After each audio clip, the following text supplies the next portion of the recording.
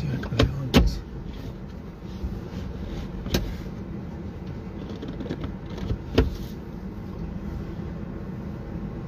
साहिब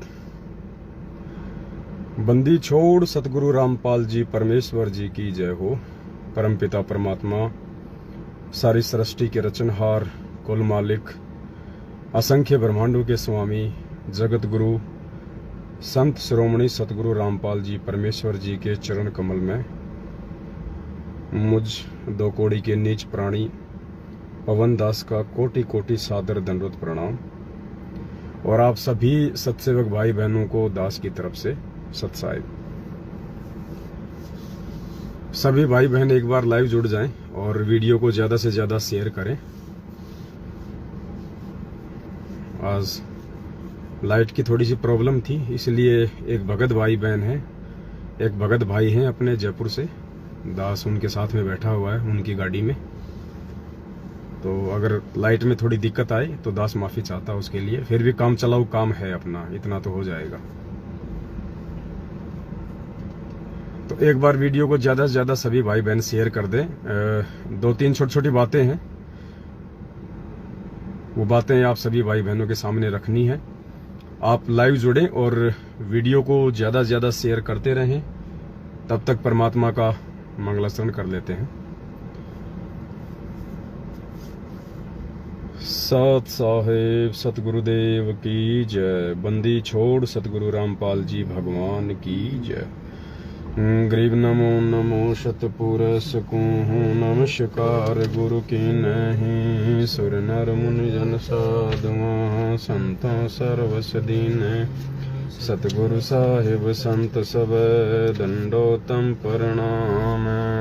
आगे पीछे मध्य तिनको जा कुर्बान। नराकार निर्विषम काल जल भंजनम। निर्लेपम निज निर्गुणम अकल अनुपवेशुन।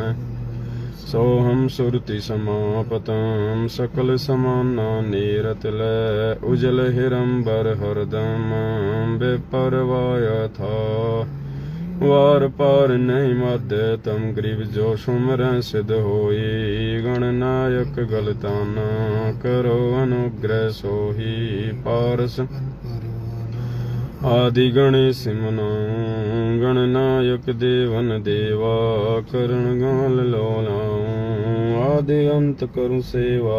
परम शक्ति संगी हृदय सिद्धि दाता सोही। अविगत गुण है अतीतम सत्य पुरुष निर्मोही। जगदम्बा जगदीश मंगल रूप तन मन और पूसीसा। भक्ति मुक्ति भंडारी सुर नर मुनि जन ध्यावे। ब्रह्मा विष्णु महेशा शेष सहस मुख गा। पूजे आदि गणेशा इंद्र कुबेर सरीखा। वरुण धर्म राय ध्यावे। सुमृत जीवन जी का मन इच्छा फल।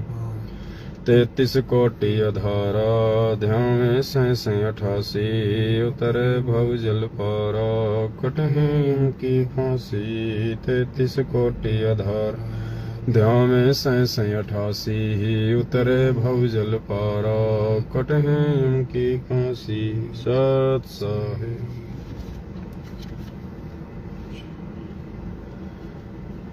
सत साहिब भाई और बहनों, दया परमपिता परमेश्वर जी की। वीडियो को एक बार ज्यादा से ज्यादा सभी भाई बहन लाइव जुड़ते ही शेयर कर दें। आपके पास में फेसबुक के जितने भी ग्रुप हैं, व्हाट्सएप के जितने भी ग्रुप हैं, 2-4 मिनट हम और वेट कर लेंगे, कोई दिक्कत नहीं है। आप आराम से सभी ग्रुपों में एक बार इस लिंक को शेयर कर दें, ताकि सभी भाई बहनों तक जो संदेश है परमपिता परमात्मा जो दिलवाना चाहते हैं।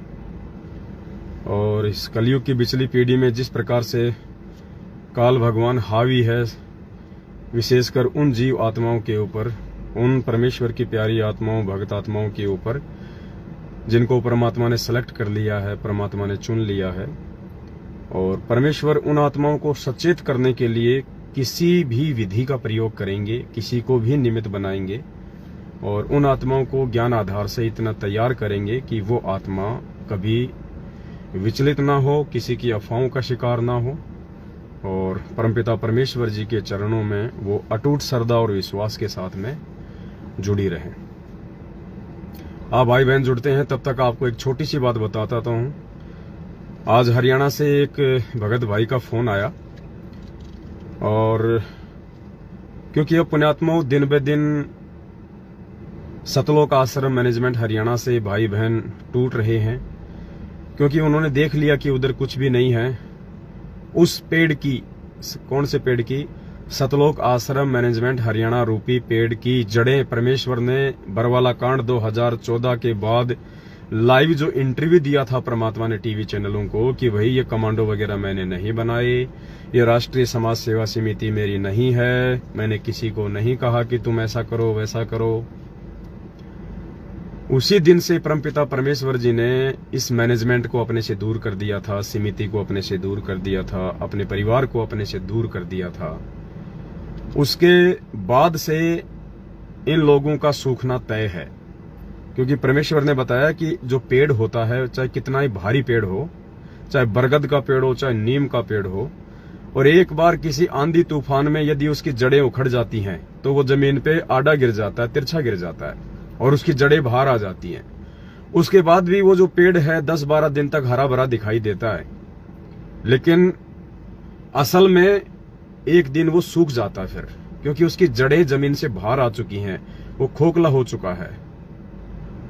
तो ये जो सतलोक आश्रम मैनेजमेंट हरियाणा रूपी जो पेड़ हमें दिखाई देता था मूर्खता में, अज्ञानता में, इसकी जड़ें परमात्मा ने 2014 बरवाला कांड के समय हमको दिखा दी थी, और उसके बाद से इसका सूखना तय था और धीरे धीरे ये सूखने की ओर अग्रसर है। ठीक है, इनके पास भी इनकी भक्ति कमाई है, ऐसी बात नहीं है। इन्होंने भी गुरुजी की काफी संगति की है, किसी ने 20 साल, किसी ने 25 साल, किसी ने 10 साल। परमात्मा का सैकड़ों बार इन्होंने आशीर्वाद लिया है, हजारों बार दंडवत किया है, कितनी बार परमात्मा के हाथों से प्रसाद खाया है, मालिक के चरणों की सेवा भी पाई है, जो नसीब हमें अभी तक नहीं प्राप्त हुआ है ज्यादातर भाई बहनों को।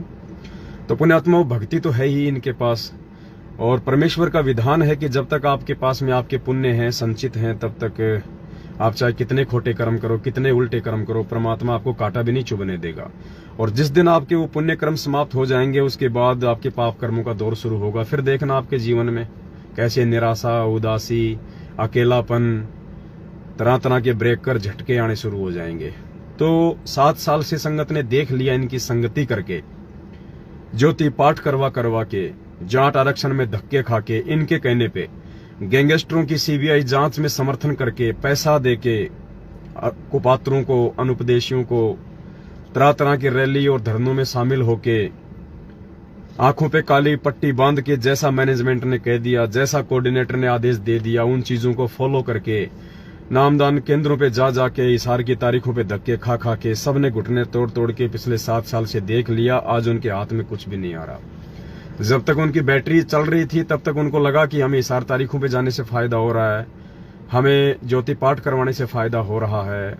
लेकिन आज जब उनका वो पुण्य धीरे धीरे समाप्त हो गया और आगे की भक्ति किसी की बन नहीं रही, क्योंकि गुरुजी के आदेश को छोड़ के जिस दिन आप किसी भगत के आदेश पे, जो कि ज्ञान विरुद्ध होता है, आप जी निकल पड़ते हो, उसी दिन से परमात्मा आपकी कमाई पे स्टॉप लगा देता है।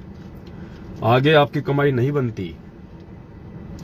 तो अब ये लोग उधर से टूट टूट के इधर आ रहे हैं। वो आत्माएं, जो अच्छी आत्मा होगी वो तो साथ संगति से जुड़ जाएगी, और जो मंद बुद्धि नालायक होगा वो अपने घर बैठ जाएगा, थोड़े दिनों में वो भी सूख जाएगा।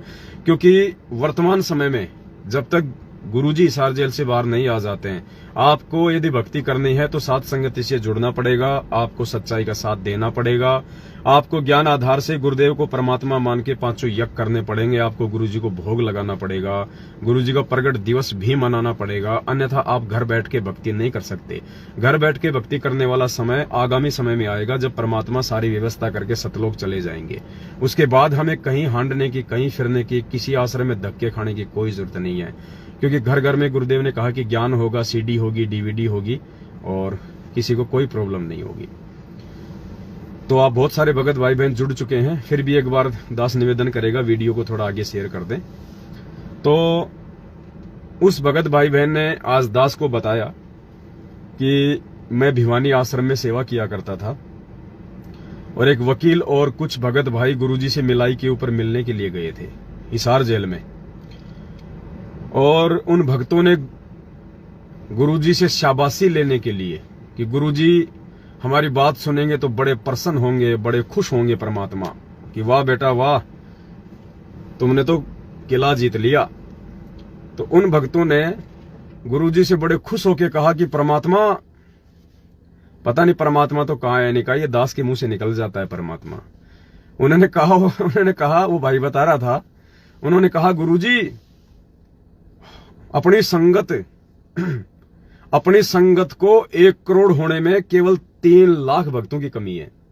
यानी 97 लाख भगत हो चुके हैं गुरुजी, केवल 3 लाख भक्तों की देर है 1 करोड़ होने में, सिर्फ 3 लाख भक्तों की कमी है, 1 करोड़ हो जाएंगे फिर।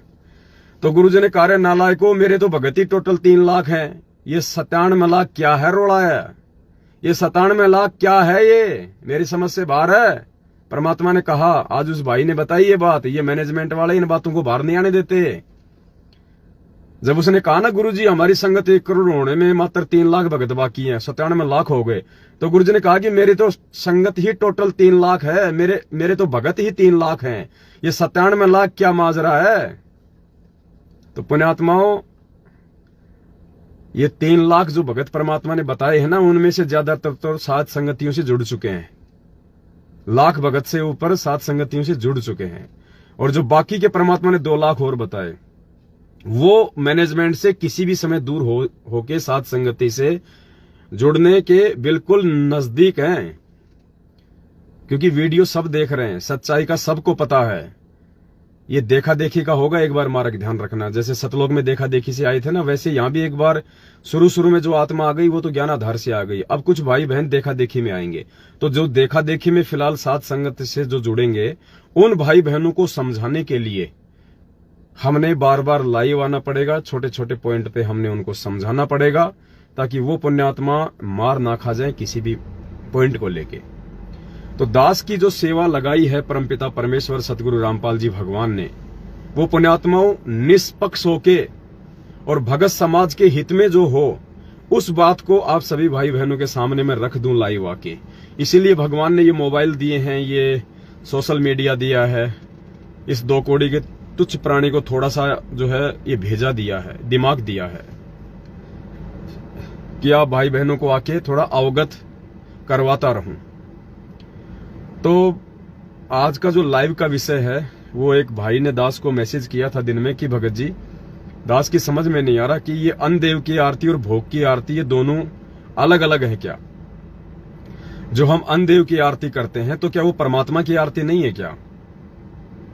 तो इस विषय को हम 5-10 मिनट बाद में लेंगे। उससे पहले दास एक बहुत ही ज्यादा विशेष एक टॉपिक है जो आप सभी भाई बहनों को बताना बहुत जरूरी है। और देखो पुण्यात्माओं, आप सबको पता है 7-8 साल से आप दास को देख रहे हैं, दास के वीडियो देख रहे हैं। दास केवल अपने पूज्य गुरुदेव जी पर ही आश्रित रहता है, किसी दूसरे पे आश्रित नहीं रहता। दास केवल अटूट और अंधविश्वास यदि करता है तो अपने गुरुदेव पे करता है, किसी और पे नहीं करता है। और आपका भी यही टारगेट होना चाहिए। अगर किसी भगत पे आप विश्वास करो तो पहले गुरुजी के ज्ञान को सामने रख लिया करो। वो शीशा है, दर्पण है, आईना है, मिरर है, कि ये जो भगत भाई जो कह रहा है, जो बोल रहा है, वो सही है या गलत है। और दूसरी बात, हमारा ना किसी से कोई पक्ष होना चाहिए, ना किसी से कोई विपक्ष होना चाहिए। और इस सत्य धर्म के मार्ग में यदि हमने सत्य को सत्य नहीं कहा, गलत को गलत नहीं कहा, झूठ को झूठ नहीं कहा, तो भी हम उस परमात्मा के दोषी बन जाएंगे। क्योंकि कबीर सागर जी की वाणियों में स्पष्ट परमात्मा ने लिखा हुआ है, जो उस एक भाई ने अपनी आवाज में गा भी रखा है, जो नाद बिंद वाला 3-4 मिनट का वीडियो मैं आपको भेजता रहता हूं। उसमें परमात्मा ने लास्ट में कहा कि नाद वाले अगर पक्षपात करेंगे तो वो भी जो है संकट में पड़ेंगे, वो दुख में पड़ेंगे। आप और हमारे लिए, सत्सेवकों के लिए, परमात्मा के वचन के बच्चों के लिए ये आदेश है कि नाद वाले यदि कोई पक्षपात करेंगे, यानी साथ संगति से जुड़ के भी यदि कोई पक्षपात करेगा, तो वो जो है दुख में पड़ेगा। तो एक छोटी सी एक घटना दास के सामने आई है और मैं निवेदन करूंगा, क्योंकि हम सब जीव हैं और दास की भी ड्यूटी लगा रखी है गुरुदेव भगवान ने कि यदि कोई चीज सामने दिखाई दे तो उसको तुरंत बोलना, वो चाहे किसी को अच्छी लगे, चाहे वो किसी को बुरी लगे। क्योंकि हमारा किसी से कोई स्वार्थ नहीं है इस भक्ति मार्ग में। भक्ति में यदि किसी का किसी भगत से स्वार्थ जुड़ गया तो उसी दिन से उस भगत का जो है पतन होना शुरू हो जाता है। हमारा स्वार्थ भी, हमारा आत्म कल्याण हमारे गुरुदेव से होना चाहिए, किसी और से नहीं होना चाहिए। और जब तक हम सत्य को सत्य कहना नहीं सीखेंगे पुण्यात्माओं, तब तक बात नहीं बनेगी। आज की एक छोटी सी घटना है। जयपुर आया हुआ था और अभी दास एक रूपदास भगत जी हैं जयपुर से, उनके मकान पे है। अभी परमात्मा को भोग लग रहा अंदर, लेकिन दास को लाइव आना थोड़ा सा जरूरी था। तो दास दिन में जो पहले जो अपने गुरुदेव के शिष्य हुआ करते थे, राम सिंह दास जी हैं जयपुर से, तो दास जयपुर में आया था। सत्साई पुण्यात्माओं, थोड़ा सा डिस्कनेक्ट हो गया था बीच में, मालिक ने वापस जोड़ दिया है। इसको तो थोड़ा रख ही दो, इसमें अगर कुछ करोगे तो फिर वो क्योंकि डाउनलोड भी हो जाता है ना। तो दास जयपुर में उस भाई के पास चला गया जो पहले अपने पूज्य गुरुदेव संत रामपाल जी भगवान का शिष्य था। राम सिंह दास जी उनका नाम है। फिलहाल वो मदन पंथ से जुड़े हुए हैं। तो परमात्मा कहते हैं जब तक कोई व्यक्ति आपके गुरु की निंदा चुगली नहीं करता है और स्पष्ट रूप से जब तक वो गुरुद्रोही के लक्षण उसके अंदर नहीं होते हैं, तब तक हमें उससे मिलने जुलने में कोई दिक्कत नहीं है। और जिस दिन कोई व्यक्ति सरेआम खुलेआम आपके गुरु को गालियां दे, उनकी निंदा चुगली शुरू कर दे, तो फिर उस व्यक्ति को तो परमात्मा ने कहा है कि ऐसे व्यक्ति को तो पानी भी नहीं पिलाना चाहिए। आपके घर पे आ जाए तो उसको खाना भी नहीं खिलाना चाहिए, ऐसे गुरुद्रोही व्यक्ति को, क्योंकि वो तो फिर आपके गुरु जी की निंदा चुगली करेगा। जबकि राम सिंह जी तो अभी भी परमपिता परमेश्वर का उतना ही आदर और उतना ही सम्मान करते हैं। सत्संग भी वो पूज्य गुरुदेव जी के ही सुनते हैं और मालिक के लिए ये भी कहते हैं कि भाई ज्ञान तो इनका ही है। आज भी उन्होंने यही कहा, क्योंकि दास की आदत है, दास फालतू चीज नहीं बोलता है। और दास भगत भाइयों को भी कहता है कि जो चीज, जो बात आप किसी के मुंह पे बोलने में सक्षम नहीं हो, वो बात आप उसकी पीठ पीछे भी ना बोलो, वरना फिर वो निंदा चुगली में आ जाता है। तो उन्होंने गुरुदेव की काफी प्रशंसा की, उन्होंने बढ़ाई की। दास उनके गले मिला, भले ही वो मदन पंथ में, लेकिन हमारा किसी से कोई वैर भाव नहीं है। हम सब एक परमात्मा के बच्चे हैं, घूम फिर के सबने यही आना है वापस। तो हम क्यों किसी से व्यर्थ में राग द्वेष और ईर्ष्या करें। तो उन्होंने कहा कि हम मदन पंथ वालों ने एक पुस्तक छपवाई है। तो वो गाड़ी से पुस्तक लाने के लिए चले गए अपनी बाइक से। 2-3 पुस्तकें वो लाए। उन्होंने दास को पुस्तक दी। सबसे ऊपर कबीर जी का दाढ़ी मूछ वाली फोटो थी, अंदर उनके जो पंथ के जो प्रवर्तक हैं उनका फोटो था। तो दास ने उसको देखा। ये दास आपको क्यों बता रहा है? ये दास आपको इसलिए बता रहा है कि अगर जरा सी भी शर्मा शर्मी इस परमात्मा के मार्ग में आप करोगे, जरा सा भी किसी के दबाव में, किसी के प्रेशर में यदि आप आए, पुण्यात्माओं काल वहीं ठग लेगा हमारे को। तो दास ने वो पुस्तक हाथ में ली और उसके 2 या 3 पेज दास ने देखे और देखते ही दास ने, उस भाई ने दास को दिया था और कहा था कि आप इसको पढ़ना और इसमें यदि कोई कमी हो, कोई बात हो तो आप जी हमें जो है वो बताना। तो दास ने उसके 2-3 पेज वैसे ही देखे और देखते ही दास ने उस भाई को पुस्तक प्यार से वापस दे दी। मैंने उससे कहा कि भगत जी, मैं आपसे केवल भगत भाई होने के नाते, भूतपूर्व भगत भाई होने के नाते, एक मानवीयता के नाते मैं केवल आपसे मिलने आया हूं, क्योंकि मैं आपके क्षेत्र में आया हुआ हूं। इसलिए मैंने आपको याद किया कि भाई अगर राम सिंह भगत जी आसपास हैं तो वो भी आ जाएं, परमात्मा की थोड़ी चर्चा हो जाएगी, मिल लेंगे 2 मिनट। तो दास ने उसी क्षण राम सिंह जी को पुस्तक वापस दे दी, वो लेके आए थे अपने पंथ की। और मैंने कहा भगत जी, आप मेरे विचारों से भली भांति परिचित हैं। ये पुस्तक मेरे किसी काम की नहीं है जो आपने मुझे दी है। आपको अच्छे से पता है कि आपके मदन पंथ वालों पे मैंने काफी वीडियो बना रखे हैं। मेरे और उनके विचार मेल बिल्कुल भी नहीं खाते हैं। ये पुस्तक यदि मैं आपकी ले भी लूंगा तो आपको भी इस बात का पता है कि ना तो मेरा इस ज्ञान में कोई इंटरेस्ट है, ना मैं इस पुस्तक को कोई जो है पढ़ने वाला, ना मैं ये पुस्तक में किसी को और को जो है पढ़ने के लिए देने वाला, क्योंकि मुझे पता है कि इसमें क्या लिखा है, और ना ही मैं इस पुस्तक को फेंक सकता कहीं। तो मेरे ये पुस्तक किसी काम की नहीं है। आप ये पुस्तक अपनी वापस ले लीजिए। प्यार प्रेम से उन्होंने उसी क्षण अपनी पुस्तक वापस ले ली। अगर मैं शर्मा शर्मे में उस पुस्तक को ले लेता पुण्यात्माओं, तो आध्यात्मिक क्षेत्र में ये ऑटोमेटिक सिस्टम है, ये मान लिया जाता कि मैंने उस ज्ञान को स्वीकार कर लिया। देख लो, जरा सी लोकलाज के कारण, परमात्मा कहते हैं ना कि लोकलाज के कारण हंसा गया बिगोय, और फिर यो कुल के कर लेगा जब 4 पाया का होए। लोक लाज मर्याद जगत की, तिनके जू तोड़ बगावे, जब कोई राम भगत गति पावे। दास को पता था कि अगर तूने ये पुस्तक आज यदि शर्मा शर्मी में कि ये भाई नाराज हो जाएगा या इसको वापस दे दूंगा तो ये क्या कहेगा, यदि मैं उस पुस्तक को ले लेता कि ठीक है भगत जी मैं देखूंगा मैं पढ़ूंगा, उसी क्षण मैं संत रामपाल जी भगवान की मर्यादाओं से नीचे गिर जाता। इसलिए दास ने कोई लोकलाज नहीं की कि राम सिंह जी मेरे से नाराज होंगे या नहीं होंगे, उनको अच्छा लगेगा या बुरा लगेगा। मायने ये रखता है कि मेरे गुरुजी को बुरा नहीं लगना चाहिए, मेरे बाप को बुरा नहीं लगना चाहिए, उस अंतर्यामी को जो पल पल मुझे देखता है, हर क्षण जो मुझे देखता है। उसी क्षण मैंने पुस्तक उनको वापस दे दी। परमेश्वर की उस परीक्षा में ये कुत्ता पास हुआ। पुण्यात्मा, ये सूक्ष्म चाल होती है, ये काल भगवान की सूक्ष्म चाल। तो कहने का मतलब है दास का ना किसी से कोई वैर है, ना कोई झगड़ा है, ना कोई फसाद है, सब हम एक परमात्मा के बच्चे हैं। तो वो आज का जो टॉपिक है, उस टॉपिक पे आने से पहले दास एक छोटी ये बात दास ने क्यों कही है, क्योंकि आज दास के व्हाट्सएप पे एक छोटी सी चैट आई। हमारी नेपाल से कमला बहन है। कमला बहन ने जो कजोड़ भगत जी हैं उनका एक छोटा सा मुझे एक ऑडियो भेजा। उनके बीच में कोई बातचीत हुई होगी। हालांकि अभी कजोड़ भगत जी भी यहीं पे आने वाले हैं। वो अपनी जो है वो ड्यूटी पे हैं। रात को 10 बजे वो ड्यूटी से फ्री होंगे। हम लोग अभी भंडारा बन रहा है, मालिक को भोग लग रहा है, 10 बजे तक हम भी भंडारा करेंगे, तब तक कजोड़ जी भी आ जाएंगे। लेकिन पुण्यात्माओं, अब मैटर ये नहीं है कि वो कजोड़ जी नाराज हो जाएंगे या कमला बहन नाराज हो जाएगी। देखो, ना तो मेरा उद्धार कमला बहन से होना है, ना मेरा उद्धार जो है कजोड़ भगत जी से होना है, और ना उनका उद्धार मेरे से होना है। इसलिए कोई शर्मा शर्मी नहीं।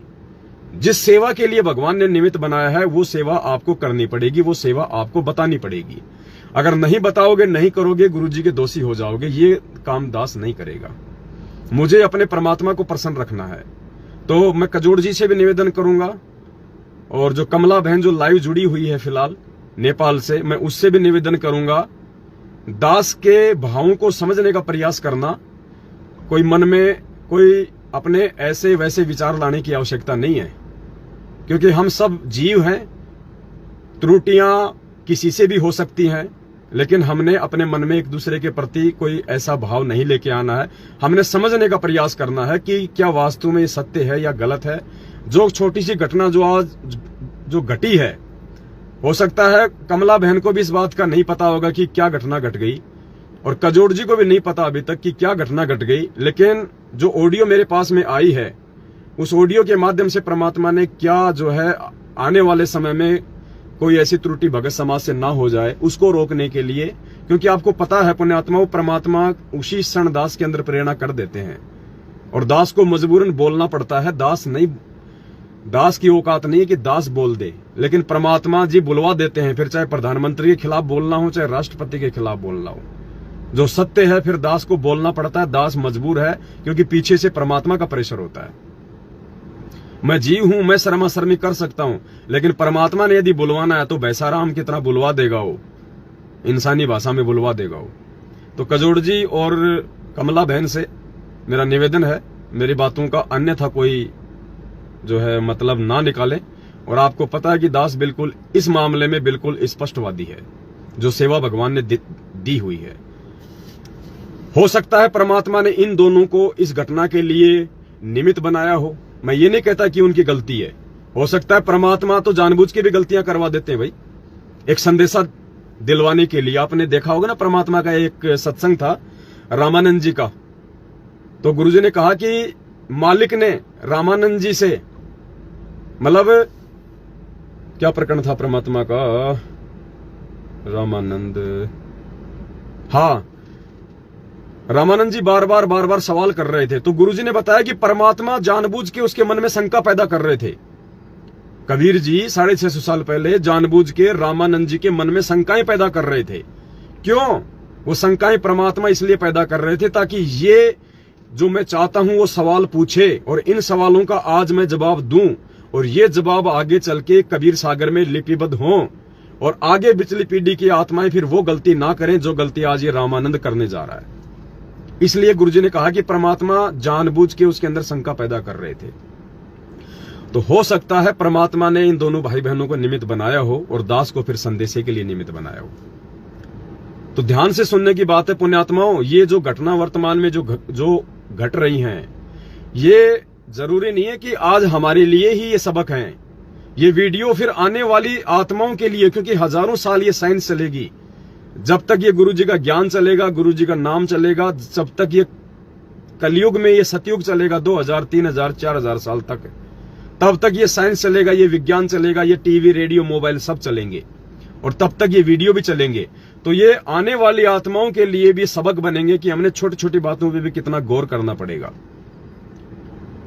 तो 2-4 दिन पहले जो सेवा लिखी जा रही थी, जो 10वें अंश की जो ये सेवा थी, जो गाड़ी वगैरह लाने की बातचीत हो रही थी, जो अब बंद हो चुकी है, तो नेपाल से दास के पास में कमला बहन का मैसेज आया था कि भगत जी नेपाल से 8-10 भक्तों की सेवा लिखी जा चुकी है 4-5 लाख रुपए के आसपास। तो वो सेवा हम आपको किस प्रकार से जो है वो भेजें।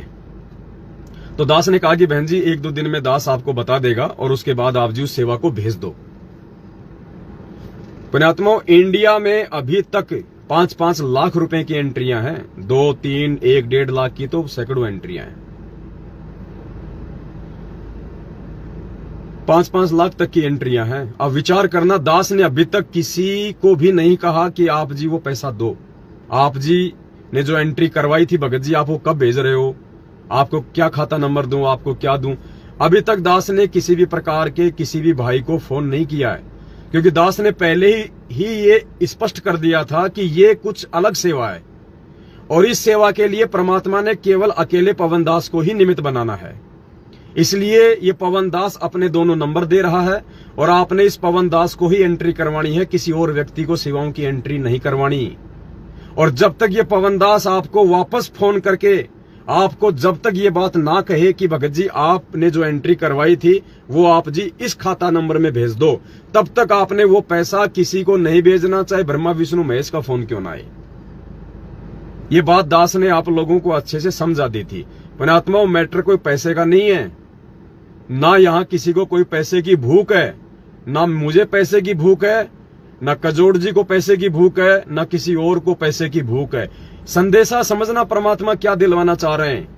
काल कहां पे हमें ठग लेगा, कहां पे हमें धोखा दे देगा, और आज हम गलतियां करेंगे तो आने वाली आत्माएं फिर क्या सबक लेंगी। बात पैसे की नहीं है। मैं पवन दास या कोई और भाई कोई संगत के पैसों से अपना पेट नहीं पाल रहा। हमने कोई अपना परिवार चलाने के लिए आप लोगों से ये पैसे की सेवा नहीं लिखवाई है। नहीं, आप इन चीजों को समझने का प्रयास करना। परमात्मा रिहर्सल क्या करवा रहे हैं। आने वाले समय में हम भाई बहनों को ही एक दूसरे पे विश्वास करके परमेश्वर के मार्ग में आगे बढ़ना है। और ये रिहर्सल परमात्मा को सतलोक जाते समय 2 घंटे पहले नहीं बताएंगे कि बच्चों आपने ऐसा ऐसा करना, ऐसा ऐसा करना। इसकी रिहर्सल परमात्मा शुरू से करता है। तो आने वाले समय में परमात्मा थोड़े ना कोई राज करेगा। वो राजाओं का राजा, सतलोक का राजा इस गंदे लोक में क्या राज करेगा। वो अपने बच्चों को निमित्त बनाएगा। वो राज नहीं होगा, वो सेवा होगी, चाहे वो देश संभालने की हो, चाहे विदेश संभालने की हो, चाहे एक स्टेट संभालने की हो। तो उसके लिए परमात्मा सेवादार तो तैयार करेगा पहले। ये 1008 का रहस्य भी आपको आगे बताएंगे। तो परमेश्वर देखेगा ना आपस में कि मेरे बच्चे आपस में ज्ञान आधार से एक दूसरे पे कितना विश्वास करते हैं, कितना आपस में एक दूसरे को ये समझते हैं, और कितना एक दूसरे की बातों से ज्यादा आगे चलते हैं, या केवल उतना ही चलते हैं जितना उनको संदेश दिए जाते हैं। तो दास ने इंडिया वाले किसी भी भगत भाई बहन को, सब लाइव देख रहे हैं, यहाँ झूठ पाखंड का काम नहीं है। इतनों ने एंट्री करवाई है, 60-70 लाख रुपए की एंट्री हो चुकी है। दास ने अगर किसी को भी अभी तक यदि फोन, क्योंकि 2 दिन हो गए, उस सेवा भी जो है वो बंद हो चुकी है, अभी तक दास ने एक भी भाई को फोन करके नहीं कहा कि भगत जी वो पैसा आप जी भेज दो। हालांकि मेरे पास में बहुत फोन आ रहे हैं कि भगत जी वो सबसे पहले हमारी सेवा लगा दो, भगत जी सबसे पहले, रोते हैं बेचारे कि भगत जी सबसे पहले मेरी सेवा लगाओ, सबसे पहले मेरी सेवा लगाओ। दास ने कहा नहीं भाई, जब तक आवश्यकता नहीं होगी दास किसी से 1 रुपया नहीं लेगा। अगर 2 साल आवश्यकता नहीं हुई, दास किसी से 1 रुपया भी नहीं लेगा। आप अपने पास रखना अपनी, जब फोन आ जावे आपके पास में होवे तो आप जी दे दो। अगर आपने खर्च कर दिया तो कोई बड़ी बात नहीं, अपनी एंट्री माइनस करवा दो। आपकी ना देने की इच्छा हो, बीच में आपका मन बदल जाए, कोई बड़ी बात नहीं है। हम आपसे कोई नाराज नहीं होंगे, कोई लेन देन नहीं है हमारा। हमें कोई स्वार्थ नहीं है कोई आपके पैसों से कि आपने वो 50,000 की एंट्री करवाई थी, अब आप ये कैंसिल करवा रहे हो। नहीं, हमें कोई स्वार्थ नहीं है, चाहे सारे कैंसिल करवा दो। हम पैसे के लिए नहीं, हम अपने आत्म कल्याण, अपने मोक्ष के लिए इस मार्ग में जुड़े हुए हैं। लेकिन रिहर्सल क्या करवा रहा परमात्मा, ध्यान उस चीज का रखना है। तो दास ने केवल नेपाल वाले भाई बहनों के लिए ही क्यों कहा? और पुण्यात्माओं, आपको विश्वास होना चाहिए कि दास नहीं बोलता जब लाइव आता है तब। परमात्मा, ये सोच लो कि परमात्मा ही बुलवा रहे हैं। जैसे जगत वालों के यहां होता है ना कि कंठ कमल में बसे अविद्या ज्ञान ध्यान बुद्धि नाश ही, जो जगत वाले होते हैं, अनुपदेशी होते हैं, उनके कंठ कमल में तो 24 घंटे कौन रहती है? ये दुर्गा। तो वो दुर्गा सब कुछ हैंडल करती है कि क्या बोलना है, कितना बोलना है, किसका भला करना है, किसका बुरा करना है। और सतगुरु की शरण में आने के बाद में ये दुर्गा जो है कंठ कमल से हट जाती है, फिर ये परमात्मा बैठ जाता है, फिर वो परमेश्वर ही संदेश से दिलवाता है। और स्पेशली ऐसे समय में जब लाखों की संगत को परमात्मा ने हैंडल करवाना हो, तो किसी जीव के बस की बात नहीं है जो आपको संदेशा दे सके और उसके संदेश पे आप जी विश्वास कर सको। ये संभव नहीं है पुण्यात्माओं। तो इस पवन दास से परमात्मा ने नेपाल की संगत के लिए ही ये क्यों बुलवाया कि भाई आप लोग अपनी सेवा भेज दो, जबकि इंडिया में 5-5 लाख की एंट्री है एक भाई बहन की। उनको किसी ने दास ने फोन नहीं किया अभी तक। नेपाल के भक्तों के लिए ही परमात्मा ने क्यों बुलवाया? अब हम आते हैं मेन मुद्दे पे। तो दास ने कमला बहन को 1-2 दिन पहले कहा था कि बहन जी, आप वो जो पैसा है वो जिस भी विधि से आ सके, कोई अकाउंट में, कोई खाते नंबर में, या कोई मनी ट्रांसफर के माध्यम से, तो आप सभी भाई बहन जो नेपाल वाले हैं उनकी सेवा आप जी एक जगह इकट्ठी कर लो और आप दास को फोन करना, दास आपको खाता नंबर दे देगा, आप उसमें नेपाल वाले भाई बहनों की सारी राशि यहाँ पे भेज देना। देखो, अगर दास यहाँ पे इंडिया वालों की भी तो ले सकता है, जबकि अभी तक ऐसा कुछ आगे कोई फाइनल ही नहीं है कि गाड़ी अभी लेनी है या बाद में लेनी है, कुछ है ही नहीं अभी तक। और ऐसा कुछ होता तो सबसे पहले, ये तो कॉमन सेंस की बात है, इंडिया वालों की सेवा लगेगी। क्योंकि कहां हम 20-20 हजार रुपए इकट्ठा करेंगे और कहां 5 लाख रुपए आ रहे हैं, तो ज्यादा कोई माथा पच्चे का काम ही नहीं है। 2 भाइयों को फोन किया, 10 लाख उन्होंने भेज दिए, आ गई गाड़ी। तो ये विचार करो कि परमात्मा ने दास से नेपाल वाले भाई बहनों के लिए ही ये क्यों संदेशा दिलवाया कि उनकी सेवा भेज दो। उसके बाद में हो सकता है कमला बहन की कजोड़ भगत जी के साथ कोई बातचीत हुई होगी और कमला बहन ने कजोड़ भगत जी का जो खाता नंबर है वो नेपाल के किसी ललित भगत को, या किसी नेपाल से कोई बाहर रहता होगा, मुझे पता नहीं, उस भगत को खाता नंबर दे दिए और कहा कि भगत जी, आप इस पैसे, आप इस खाते में जो है आप जी अपना सेवा डाल दो। अपने आत्माओं, ये सबसे बड़ा माइनस पॉइंट है। मैं ये नहीं कह रहा कि कजोड़ भगत जी आपके पैसे का दुरुपयोग करने वाले हैं या उन्होंने आज से पहले आपके पैसे का जो है कोई दुरुपयोग किया होगा, नहीं। लेकिन नियम क्या था? जब वीडियो बने तो नियम क्या थे कि जब तक दास खुद वापस फोन नहीं करे आपको, और दास के जब तक इन्हीं नंबरों से आपके पास वापस फोन ना आए, और जब तक दास आपको खाता नंबर ना बताए, वो चाहे दास आपको कजोड़ जी का दे दे, तब तक आपने अपना 1 पैसा नहीं डालना। क्योंकि ये 10वें अंश की सेवा है और इस सेवा के लिए परमात्मा ने सोच समझ के दास को निमित्त बनाया है। जब तक दास ना कहे तब तक आपने 1 रुपया ना तो मेरे खाते में डालना है, ना अपने कजोड़ जी के खाते में डालना है, ना अपने किसी राष्ट्रपति के खाते में डालना है। उसके बाद भी ये घटना जो हुई है, ये घटना कुछ ठीक नहीं है। ये थोड़ी सी मूर्खता को दर्शाती है, थोड़ी सी अज्ञानता को दर्शाती है। ठीक है, बातचीत हो गई। बातचीत होने के बाद में बहन ने मुझे कजोड़ भगत जी की एक ऑडियो भेजी, छोटी सी, जिसमें कजोड़ भगत जी ने बहन को कहा कि बहन, आप एक काम करो, आप नेपाल की सेवा अभी इंडिया मत भेजो, क्योंकि अगर हमें जरूरत होगी तो सबसे पहले हम इंडिया वालों से लेंगे हम सेवा। कजोड़ दास जी का मैसेज है, बात नहीं हुई थी। हो सकता है आपकी कोई चैट हुई होगी भगत जी, मुझे नहीं पता। बातचीत का मैं नहीं, मतलब बातचीत का मतलब आपकी व्हाट्सएप पे कोई चैटिंग हुई होगी या बहन ने आपको कोई जो है वो भेजा होगा, मुझे नहीं पता। वो बहन ने आपकी एक ऑडियो भेजी थी जिसमें आप जी ने बहन को ये कहा था कि भाई अभी हम इंडिया वालों की सेवा लगाएंगे हम पहले, और आप नेपाल वालों का जो है पैसा आप जी वही रहने दो, क्योंकि नेपाल का पैसा यदि इंडिया भेजा जाएगा तो वो पैसा माइनस होके आएगा। आपने बिल्कुल उनको सही राय दी थी, कोई आपने वो गलत काम नहीं किया। लेकिन बात यहीं तक सीमित नहीं है भगत जी। पर ये अध्यात्म है भगत जी, अध्यात्म।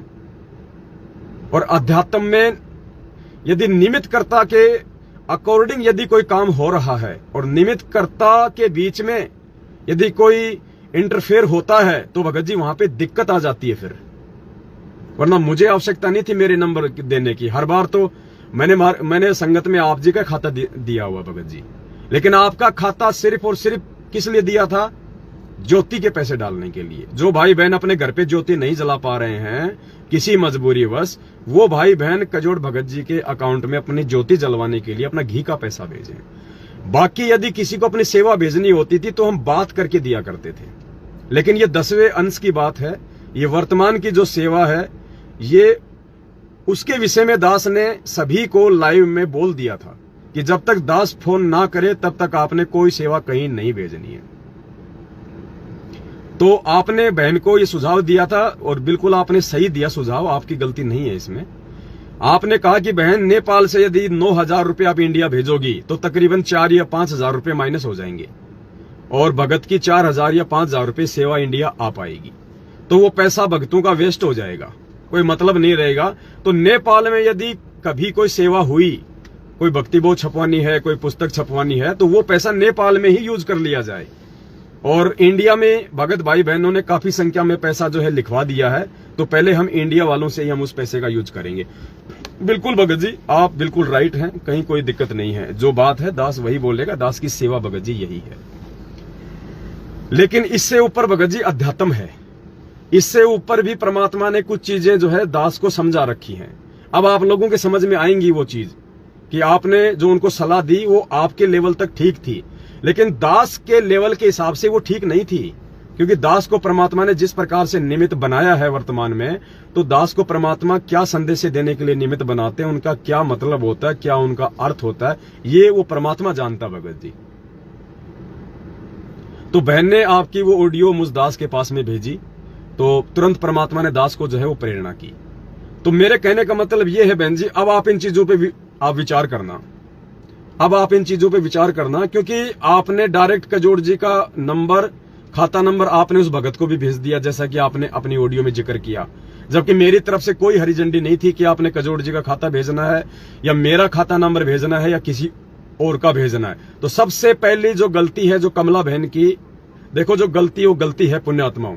दास यदि गलत हो किसी भी पॉइंट पे, कभी भी आप दास को सरेआम बोलिए, दास पूरी संगत में हाथ जोड़ के माफी मांगेगा कि ये मुझ कुत्ते से गलती हुई है, और मैं दोनों कान पकड़ के परमपिता परमात्मा जी से और परमपिता परमात्मा की सारी संगत से माफी मांगता हूं कि आगे से इस दास से ऐसी कोई गलती नहीं होगी। और दास ने काफी बार अपनी गलतियां जो हुई हैं छोटी मोटी, दास ने स्वीकार भी की है। अब मेन पॉइंट क्या है कि परमात्मा ने दास से नेपाल के लिए ही ये बातें क्यों बुलवाई, ये बातें नेपाल से ही क्यों बुलवाई कि भाई नेपाल की संगत अपना सेवा भेजो। जबकि इंडिया में तो 5-5 लाख की एंट्री हमने तो इंडिया वालों से लेने में सुविधा है, ना कोई पैसा कटेगा और सेम डे आ जाएगा, कोई दिक्कत नहीं है। लेकिन पुण्यात्मा उसके पीछे का जो रीजन है वो कमला बहन नहीं समझ पाई और ना ही जो है कजोड़ जी समझ पाए। क्योंकि परमात्मा जिस चीज के लिए जिस व्यक्ति को निमित्त बनाएगा वही उन चीजों को समझ पाएगा। अब दास आपको समझाता है कि पुण्यात्मा इसके पीछे का रीजन क्या है। दास ने आपको क्या कहा था पुण्यात्माओं कि इस सेवा के 2-3 मुख्य रीजन है। सबसे पहला रीजन क्या है कि परमात्मा संगत में ये आने वाले समय के लिए, जब परमात्मा धरती पे नहीं रहेंगे या परमात्मा रहेंगे, उस समय कोई परमात्मा तो सारी सेवाएं कोई संभालेंगे नहीं, सेवा तो परमात्मा की हम कुत्ते करेंगे। तो आपस में हम एक दूसरे का सहयोग करें, प्यार से प्रेम से एक दूसरे के ऊपर विश्वास करके, एक ने कही दूजे ने मानी, कहे कबीर वो दोनों ज्ञानी। इस पॉइंट के ऊपर कि मेरे बच्चे आपस में मेरे ज्ञान को समझ के एक मत रहे, आपस में उनका ज्ञान आधार से उनका विश्वास रहे और वो जो है टांग खिंचाई ना करें। और जो एक भाई जो संदेशा दे दे, जो बात बोल दे, जिसको गुरुजी ने बोल दिया कि बेटा आपने ये काम करना है, तू अपने भाई बहनों से ये काम इस प्रकार से जो है इन सेवाओं को अंजाम दो, तो बाकी जो आत्माएं हैं वो उन पे विश्वास करें, वो उन पे यकीन करें और ज्ञान आधार से यदि कहीं लगता है ये गलत है तो उसके ऊपर विचार करें और फिर बोलने में कोई दिक्कत नहीं। तो नेपाल की संगत के लिए ही परमात्मा ने क्यों हाँ भराई, मुझे भी नहीं पता इस बात का मुझे नहीं पता था कि परमात्मा इंडिया में तो इतनी सेवा लिखी हुई है। रोज उनके फोन आते कि भगत जी सबसे पहले मेरी सेवा लगाओ, मेरी लगाओ। ये मालिक आपने नेपाल वाले भाई बहनों के लिए ही क्यों हाँ भरवा दी कि नेपाल वाले भेज दो, जबकि पैसा भी तो माइनस हो रहा है नेपाल का। मुझे भी पता है इस बात का कि इंडिया की करेंसी क्या और नेपाल की करेंसी क्या है, लेकिन दास ने सोचा कि भाई परमात्मा की कोई भाई इसमें कोई रजा होगी, कोई मेहर होगी। अब फिर दास को परमात्मा ने समझाया कि बेटा इसका रीजन क्या था। इंडिया को छोड़ के सबसे पहले सेवा के लिए नेपाल वाले भाई बहनों की सेवा क्यों बुलवाई जा रही थी। तो कजोड़ जी ने जो कहा कि भाई वो पैसा माइनस हो जाएगा और वो सेवा जो है कोई काम की रहेगी नहीं, मतलब उसका सेवा का आधा पैसा ही यूज आ पाएगा, वो माइनस हो जाएगा। बिल्कुल सही बात है आपकी भगत जी। अगर हम विचार करें तो दास ने दूसरा पॉइंट ये बताया था कि पता नहीं किसके संस्कार में, किसके भाग्य में आगे चल के कौन सा दुख है, कौन सी तकलीफ है, कौन सी परेशानी है, किस आत्मा के संस्कार में क्या संकट है। उस संकट को परमात्मा ने कहा ना कि कुछ संकट आपके दान से कटेंगे, कुछ संस्कार आपके सेवा से कटेंगे, कुछ संकट आपके सत्संग सुनने से कटेंगे। परमात्मा का ये कुत्ता गुरुदेव जी से दंडवत माफी मांगता कजोड़दास। नहीं भगत जी आपकी कोई गलती नहीं है बड़े भाई। दास ने शुरू में क्या कहा कि हो सकता है परमात्मा ने एक संदेशा दिलवाने के लिए आपको और बहन को निमित्त बनाया हो। मैं आप लोगों को ये नहीं कह रहा कि आपके मन में कोई छल कपट है, कोई और है, नहीं। अगर आपके मन में कोई छल कपट है तो उससे पहले तो मैं नीच हूं आपसे। दास ये नहीं कह रहा बड़े भाई, इसमें कोई माफी मांगने वाली कोई बात नहीं है। आप दास ने शुरू में कहा था कि दास के भावों को समझने का प्रयास करना, कहीं कोई नाराजगी जाहिर ना करना भगत जी, क्योंकि हम सब भगत जी हम मिट्टी के पुतले हैं। गलतियां किसी से भी यहाँ पे हो सकती हैं, लेकिन जो अपनी गलती को स्वीकार कर ले, जो सुधार ले, उसको परमात्मा ने महान आत्मा बताया, महान आत्मा। विश्वामित्र कितना बड़ा क्रोधी था और वशिष्ठ कितना शांत था। वो अपने आप को शहंशाह समझता था विश्वामित्र, और वो उसके 100 पुत्रों की 60 पुत्रों की उसने हत्या कर दी थी, और उस दिन वो उसको भी मारने गया था। और जिस दिन उसने उससे माफी मांगी जाके, उसके विचार सुन के, देख के, उसके बाद से उसको वशिष्ठ ने कहा कि उठो ब्रह्म ऋषि, आज तुम ब्रह्म ऋषि बन गए। तो गलतियां भगत जी मुझसे भी होती हैं, मैं कोई ऐसा थोड़ी कि डायरेक्ट मतलब सतलोक से टपकाऊं। मैं मुझसे भी हुई है गलतियां जो मैं बता भी नहीं सकता नाम लेने के बाद। दास से तो ऐसी ऐसी गलतियां हुई है, लेकिन मेरे भाव मेरे परमात्मा में थे, इसलिए परमात्मा ने उन गलतियों के ऊपर क्रॉस लगा दिया, और आज परमात्मा ने दास को ये आप सभी भाई बहनों की सेवा के लिए निमित्त बना रखा है। तो मेरा कजोड़ भगत जी से भी मेरा निवेदन है, और कमला बहन है उससे भी मेरा निवेदन है। आपने अपने स्तर पे जो बात की वो बिल्कुल संगत के हित में, कोई दिक्कत नहीं। संगत का जो पैसा बचेगा बहुत अच्छी बात है, लेकिन भगत जी आध्यात्मिक स्तर पे थोड़ी सी उसके अंदर कमी रह गई, थोड़ी सी कमी रह गई आध्यात्मिक स्तर पे। परमात्मा ने क्यों बुलवाया था नेपाल की संगत के लिए ही वो पैसा इंडिया भेजने का, जबकि नेपाल से इंडिया पैसा भेजने में भी दिक्कत आती है, पैसा माइनस भी होता है। मुझे भी नहीं पता था इस बात का कि क्यों बुलवाया परमात्मा ने, लेकिन बुलवाया। अब जब आप दोनों के माध्यम से ये ऑडियो आई तो दास को परमात्मा ने तुरंत उसका रीजन समझा दिया कि बेटा रीजन क्या है, और वो पैसा माइनस हो रहा तो होने दो, उसमें कोई दिक्कत नहीं, उसमें कोई परेशानी नहीं है। अब दास आप जी को बताएगा जो परमात्मा ने जो दास को जो समझाया। नेपाल से जिन जिन आत्माओं की सेवा इंडिया में आनी थी, क्या पता भगत जी उस अंतर्यामी है परमात्मा, उसको मालूम है। और हम कोई अपनी तरफ से सेवा लगाने वाले नहीं है भगत जी कि हम चाहें उसकी सेवा लगेगी। परमात्मा जिसके ऊपर उंगली टिकाएगा उसी की सेवा लगेगी, हमारे चाहने से सेवा नहीं लगेगी। तो परमेश्वर का ही ये आदेश है कि भाई नेपाल वालों की सेवा लगे सबसे पहले।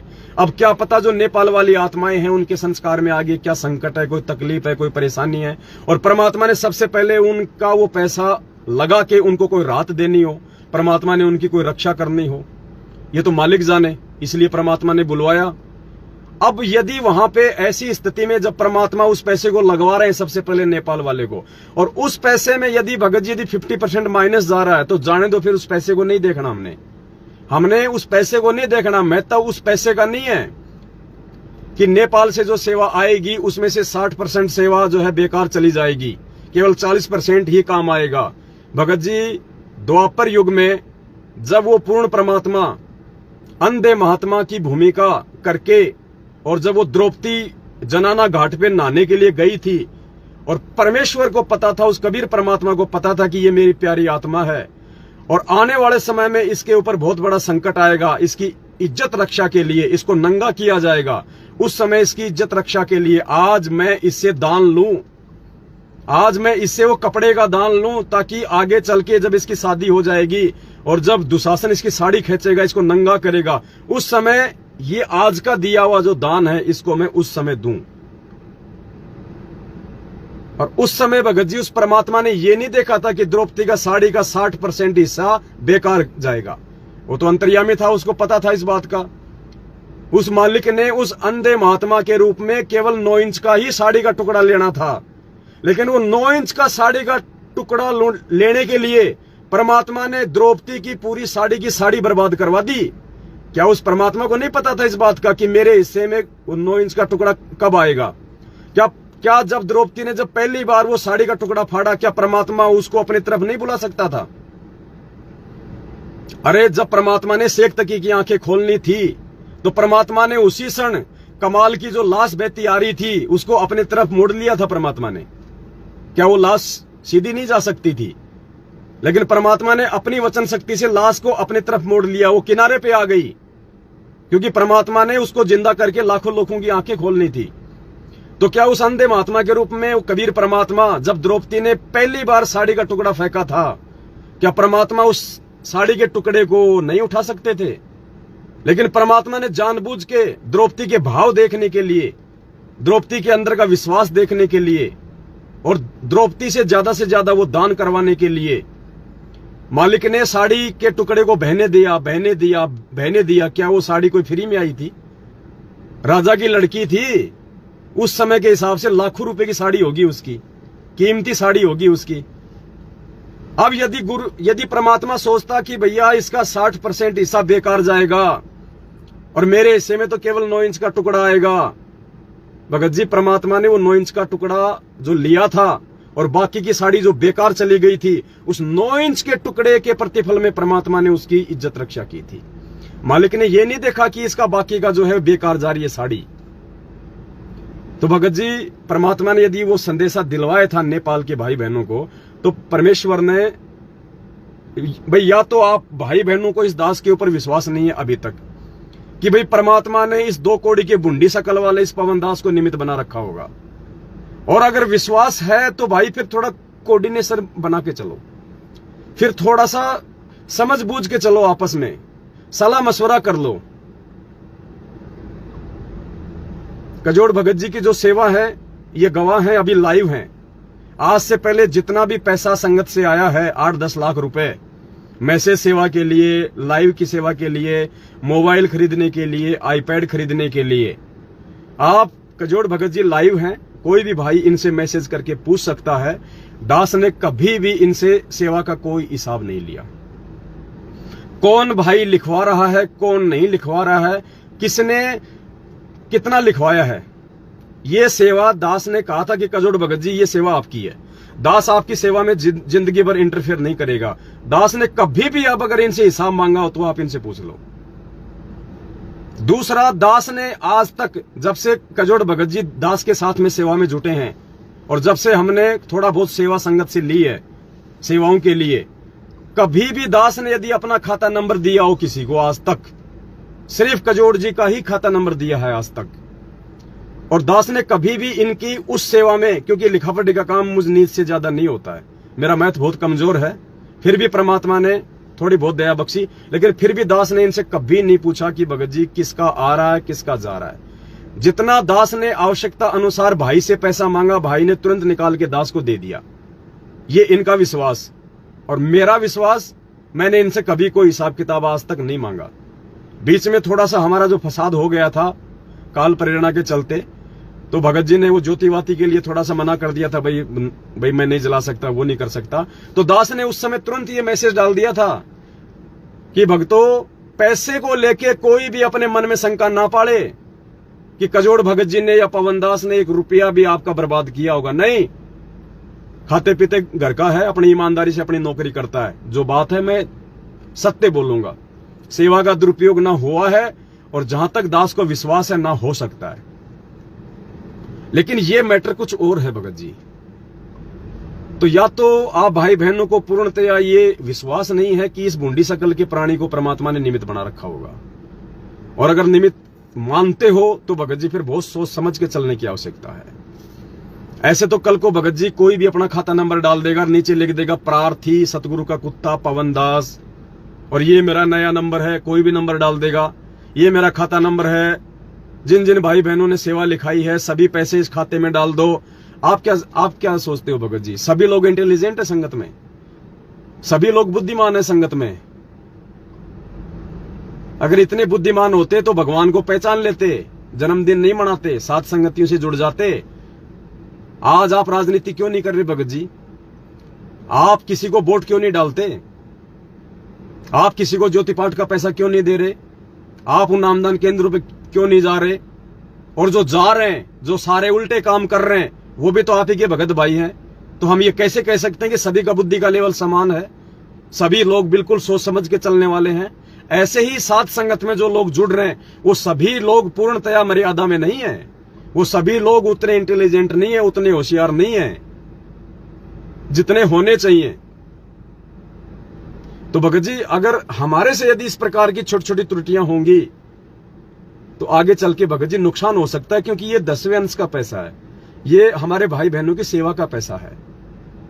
और इस पैसे का जरा सा आपको पता है, जब मैं लाइव आया था सेवा के लिए तो दास ने बीच में लाइव में जिक्र किया था कि ये कौन व्यक्ति है जिसने श्री कृष्ण जी की फोटो लगा रखी है और जो अपने मोबाइल नंबर डाल रहा है कि सेवा यहां पे भेजो।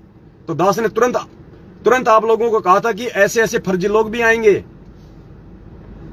तो भगत जी मौके का फायदा उठाने वाले, यानी मौके पे चौका मारने वाले भी बहुत होते हैं संगत में। तो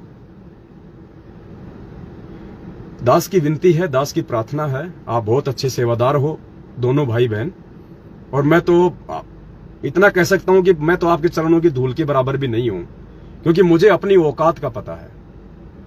जब मैं दूसरे भाई बहनों को देखता हूं, उनकी सेवाओं को देखता हूं, उनके भाव और समर्पण को देखता हूं जो गुरुजी के प्रति है, तो मैं तो परमात्मा से भीख मांगता हूं कि परमात्मा मुझे भी इन भाई बहनों के जैसा मनाओ।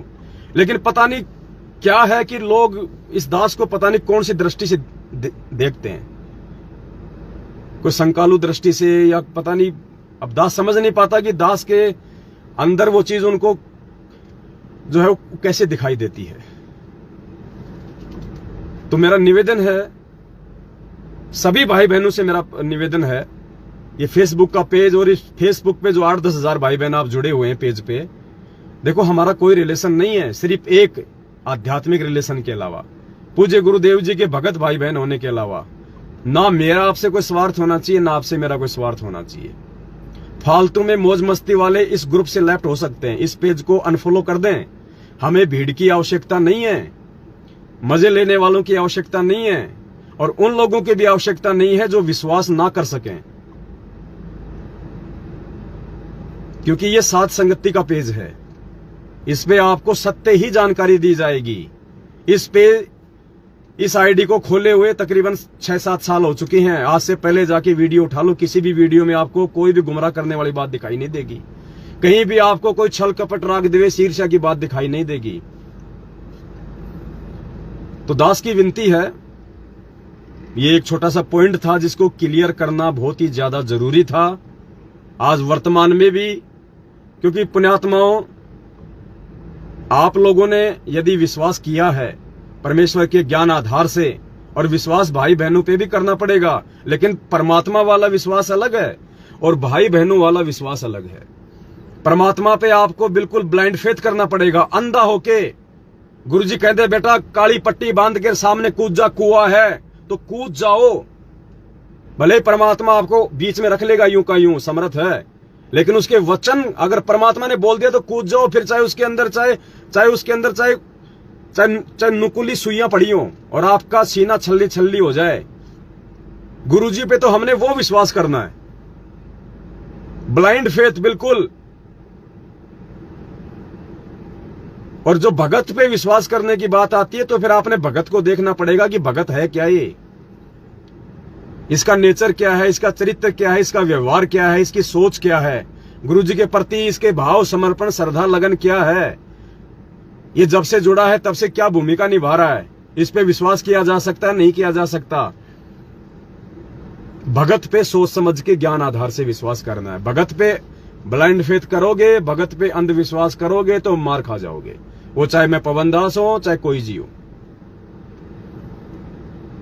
तो ये छोटा सा एक निवेदन था सभी भाई बहनों से, और कोई भी भाई बहन अपने मन में कोई गिला शिकवा ना रखें, क्योंकि पुण्यात्माओं, मुझे जो सेवा भगवान ने दी है, मैं वो सेवा तन मन से, धन मेरे पास नहीं है, तन मन से और पूरी सच्ची श्रद्धा निष्ठा से दास उसको निभाने का पूरा प्रयास करता है। हालांकि बहुत सारी त्रुटियां रह जाती है, बहुत सारी जो है कमियां रह जाती हैं, लेकिन दास उन कमियों के लिए परमात्मा से बारंबार क्षमा याचना करते हुए कि मालिक इनमें थोड़ा इंप्रूव करो। और जिन भाई बहनों को परमात्मा ने दूसरी सेवा दे रखी है, मैं उनकी सेवाओं में कभी कोई इंटरफेयर नहीं करता, किसी प्रकार का कोई इंटरफेयर नहीं करता मैं, क्योंकि मैं किसी के ऊपर ठेकेदार नहीं हूं। मैंने एक ही चीज सीखी है परमात्मा के मार्ग में, आपको यदि परमात्मा ने निमित्त बनाया है कि किसी को भी किसी भी बात के लिए, आप वो संदेशा देके साइड में हट जाओ। अगर किसी के ऊपर सरपंच बनोगे, किसी के ऊपर ठेकेदार बनोगे, जबरदस्ती किसी के ऊपर निगाह रखोगे, जबरदस्ती किसी को दबाने का प्रयास करोगे, तो परमात्मा उसी क्षण सेवा छीन लेता है। इसलिए दास आपके ऊपर ठेकेदार नहीं है, दास ने कभी कोई बात किसी पे नहीं थोपी है। दास ज्ञान आधार से बोलता है, परमाणु के साथ बोलता है। भाई जिसको अच्छी लगे ठीक है, ना लगे तो ठीक है, मेरा कुछ नहीं बिगड़ेगा। वो संदेशा देने के बाद जो जैसे कर्म करेगा वो अपना भोगेगा, फिर परिणाम परमात्मा देगा। अरे स्कूल में टीचर परीक्षा लेता है, साल भर तक तो बच्चों को पढ़ाता है, पढ़ाने के बाद उसका एग्जाम होता है। बस टीचर का इतना काम है, कॉपी जांच कोई और करता है। वो टीचर ठेका नहीं लेता कि तू पास हो जाएगा, तू फेल हो जाएगा। वो टीचर का काम था आपको पढ़ाना, संदेशा देना। उसके बाद वो कॉपियां कहीं और जांच होती हैं, नंबर कोई और देता है। टीचर ठेकेदार नहीं बनता। तो दास तो केवल इतना सा निमित्त मात्र है परमात्मा का, कि जो परमात्मा इस 2 कोटि के जीव की बुद्धि में यदि कोई बातें बोल देते हैं, घुमा देते हैं, तो दास आप जी तक वो बातें पहुंचा देता है कि निकट भविष्य में हम कोई धोखा ना खाएं किसी भी प्रकार का। तो आज जो छोटी सी ये घटना थी, ये घटना के लिए परमात्मा ने बहन कमला को और भगत जी को, कजोड़ दास जी को निमित्त बनाया। और यदि उनको लगता है कि इस मैटर में उनकी कोई त्रुटि है जरा सी भी, तो उनको अपने गुरुदेव से क्षमा याचना मांगनी चाहिए और आगे से ध्यान रखना चाहिए। और उनको लगता है कि कोई त्रुटि नहीं है, तो फिर उस परमेश्वर ने आप दोनों को जानबूझ के जो है निमित्त बनाया है, ताकि वर्तमान में हम भी समझें और आगे वाली आत्मा है वो भी फूक फूक के इस भक्ति मार्ग पे कदम रखें। क्योंकि जितना प्रयास वो कबीर परमेश्वर अपने बच्चों को संभालने में करवा रहा है हम जैसे नीचों के माध्यम से, उससे कहीं ज्यादा प्रयास 1000 मुंह खोल के काल भगवान डगमग करने का भी कर रहा है। साथ साथ पैरालल चल रहा है, वो चादर ओढ़ के नहीं सो रहा, उसको पता है इस समय पृथ्वी पे क्या हो रहा है। जहां आग लगनी थी आज वहां पे शांति है, तो क्या वो अंधा नहीं है कि शांति धरती पे कौन कर सकता है? अरे आग लगाने वाले ने लगा दी, और फायर ब्रिगेड यदि आग को बुझा रही है, तो क्या वो मूर्ख थोड़ी है वो आग लगाने वाला? क्या उसको पता नहीं कि कौन बुझा रहा है? बुझाता कौन है? जो रक्षक होता है, जो किसी का फिक्रमंद होता है, वो बुझाता आग। तो काल को अच्छे से पता है कि पृथ्वी पे इस समय तो आग लग जानी थी। बार बार इन घटनाओं को टाल कौन रहा है? इन घटनाओं को आगे कौन लेके जा रहा है? तो क्या वो बच्चा है क्या उसको अपना एग्रीमेंट याद नहीं है कि परमात्मा जाएगा कलयुग में? तूने कहा था कि परमात्मा कलयुग में जितनी आत्मा ले जाना। तो पुण्यात्मा, ये बराबर की लड़ाई सूक्ष्म रूप में चल रही है। और दूसरी बात, जैसे कजोड़ भगत जी हैं, देखो भगत जी, यहां पे एक चीज हमें और ध्यान रखनी पड़ेगी। आप जिन्हें कमला बहन को तो ये बात आपने बोल दी कि बहन वहां से अगर पैसा आएगा तो उसका माइनस हो जाएगा, उसका 50%, और वो पैसा किसी काम नहीं आएगा। हम जयपुर से गाड़ी ले रहे हैं, क्या आपने दास को कहा कि भगत जी यदि हम जयपुर नंबर की गाड़ी ना लेके यदि हम दिल्ली नंबर की ले लें तो दिल्ली में टैक्स थोड़ा लगता है, नंबर से क्या फर्क पड़ता है? तो दिल्ली में यदि हम दिल्ली से गाड़ी लेंगे तो 1 लाख 1.5 लाख रुपया हमारा टैक्स का कम पड़ेगा और हमारे भगत भाई बहनों की सेवा जो है वो बचेगी। आपने दास को ये सलाह नहीं दी। जबकि आपने कमला बहन को नेपाल में ये सलाह दे दी भक्तों का पैसा बचाने की। आप यहां भी तो दास को छोटी सी सलाह दे सकते थे कि भगत जी 1.5 रुपया भक्तों का बचेगा, क्योंकि राजस्थान में टैक्स सबसे ज्यादा लगता है और दिल्ली में टैक्स सबसे थोड़ा लगता है।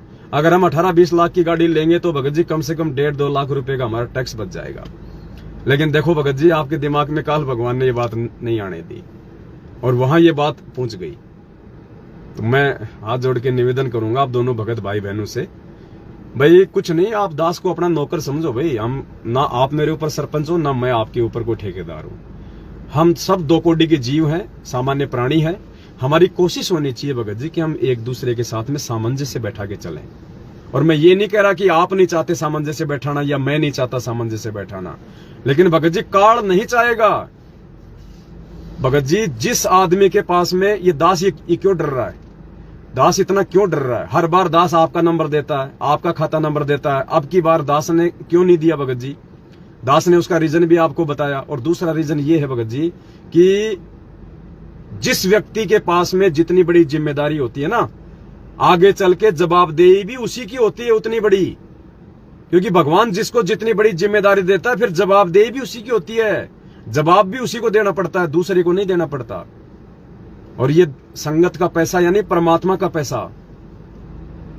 और किसी भी दृष्टि से यदि हम संगत में कोई 3-4 खाता नंबर दे दें, मैंने मेरा भी दे दिया, आपका भी दे दिया, एक भाई का और दे दिया, हमने डाल दिया, अब 3-3 खाता नंबर हो गए तो संगत कंफ्यूज, कोई चौथा आदमी भी डाल देगा बीच में, फिर अपना कोई 5वां भी डाल देगा अपना। अब संगत में सारे कितने इंटेलिजेंट है भगत जी, आपको भी अच्छे से पता है।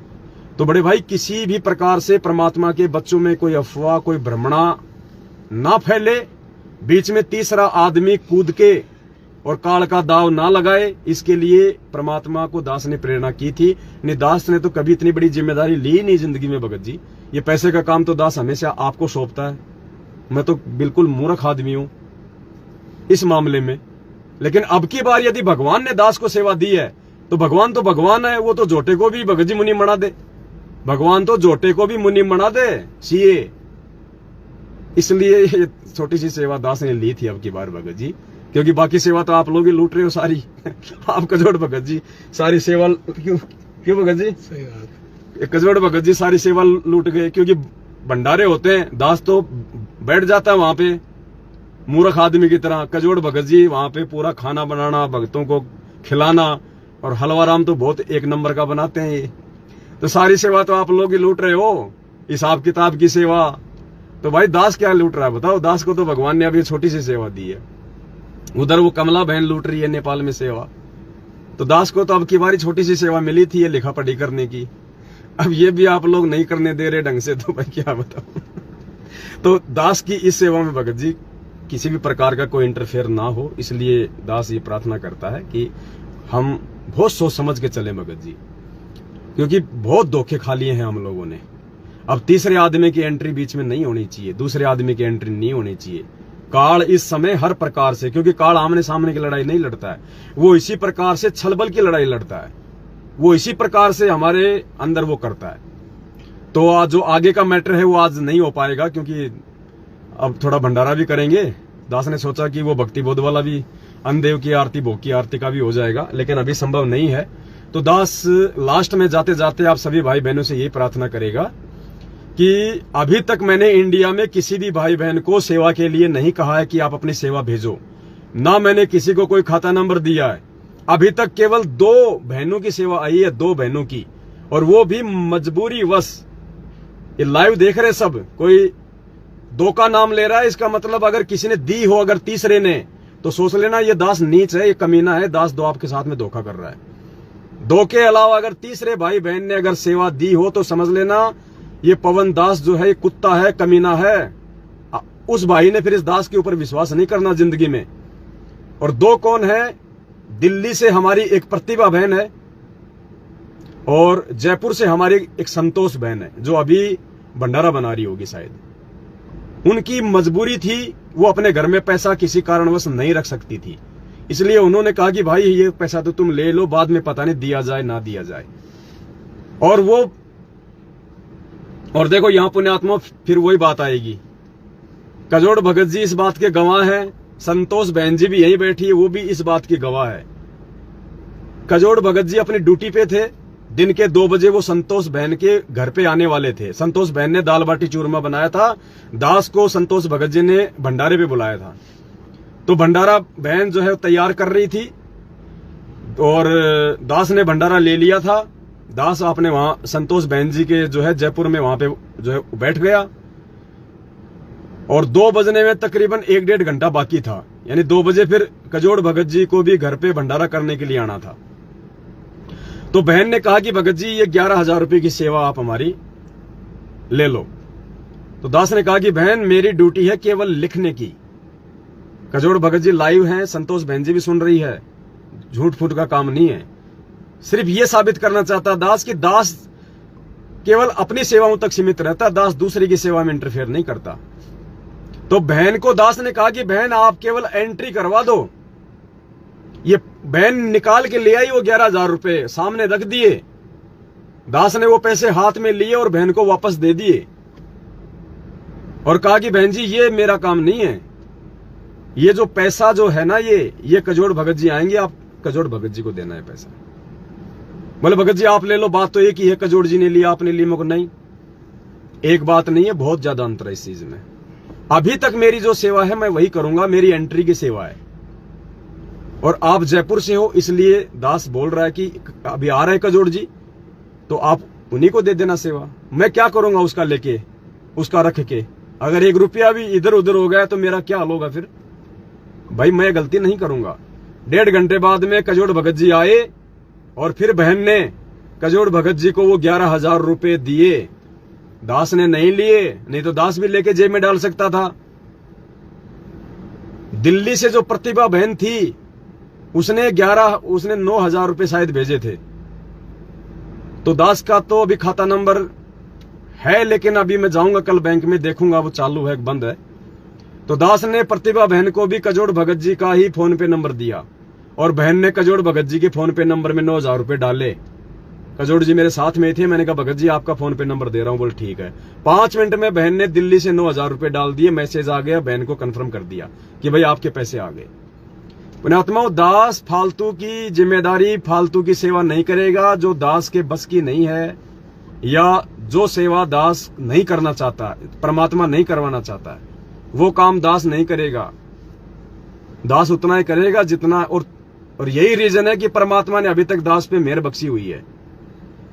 और यकीन मानना पुण्यात्मा, कोई किसी के पैसे का भूखा नहीं है, कोई किसी के पैसे का भूखा नहीं है। सब अपने अपने हिसाब से खा रहे हैं, पी रहे हैं, मैनेजमेंट वालों को छोड़ के। इसलिए हमें ना सेवा की भूख है ना कोई पैसों की भूख है। ये तो परमात्मा, कुछ आपके संस्कार ऐसे होंगे जो परमेश्वर ने काटने हैं और वो संस्कार केवल इस सेवा के प्रतिफल में ही कटेंगे, दूसरा कोई तरीका नहीं है। दास चाहता तो आपने एंट्री तो करवाई दी। दास तो पिछले 2 दिन से चुपचाप बैठा, फ्री बैठा है। दास तो लग जाता फोन करने आप लोगों को, भगत जी भेजो, आप भी भेजो, आप भी भेजो। अभी तक अगर किसी के पास फोन गया हो, एक भी भाई ऐसा बता दे, इंडिया में, पाकिस्तान में, जर्मनी, जापान, नेपाल, चीन, इंग्लैंड, लंदन, पता नहीं कहां से आई है सेवा, एंट्री आई है। ये दास लाइव है, सभी भाई बहन देख रहे हैं।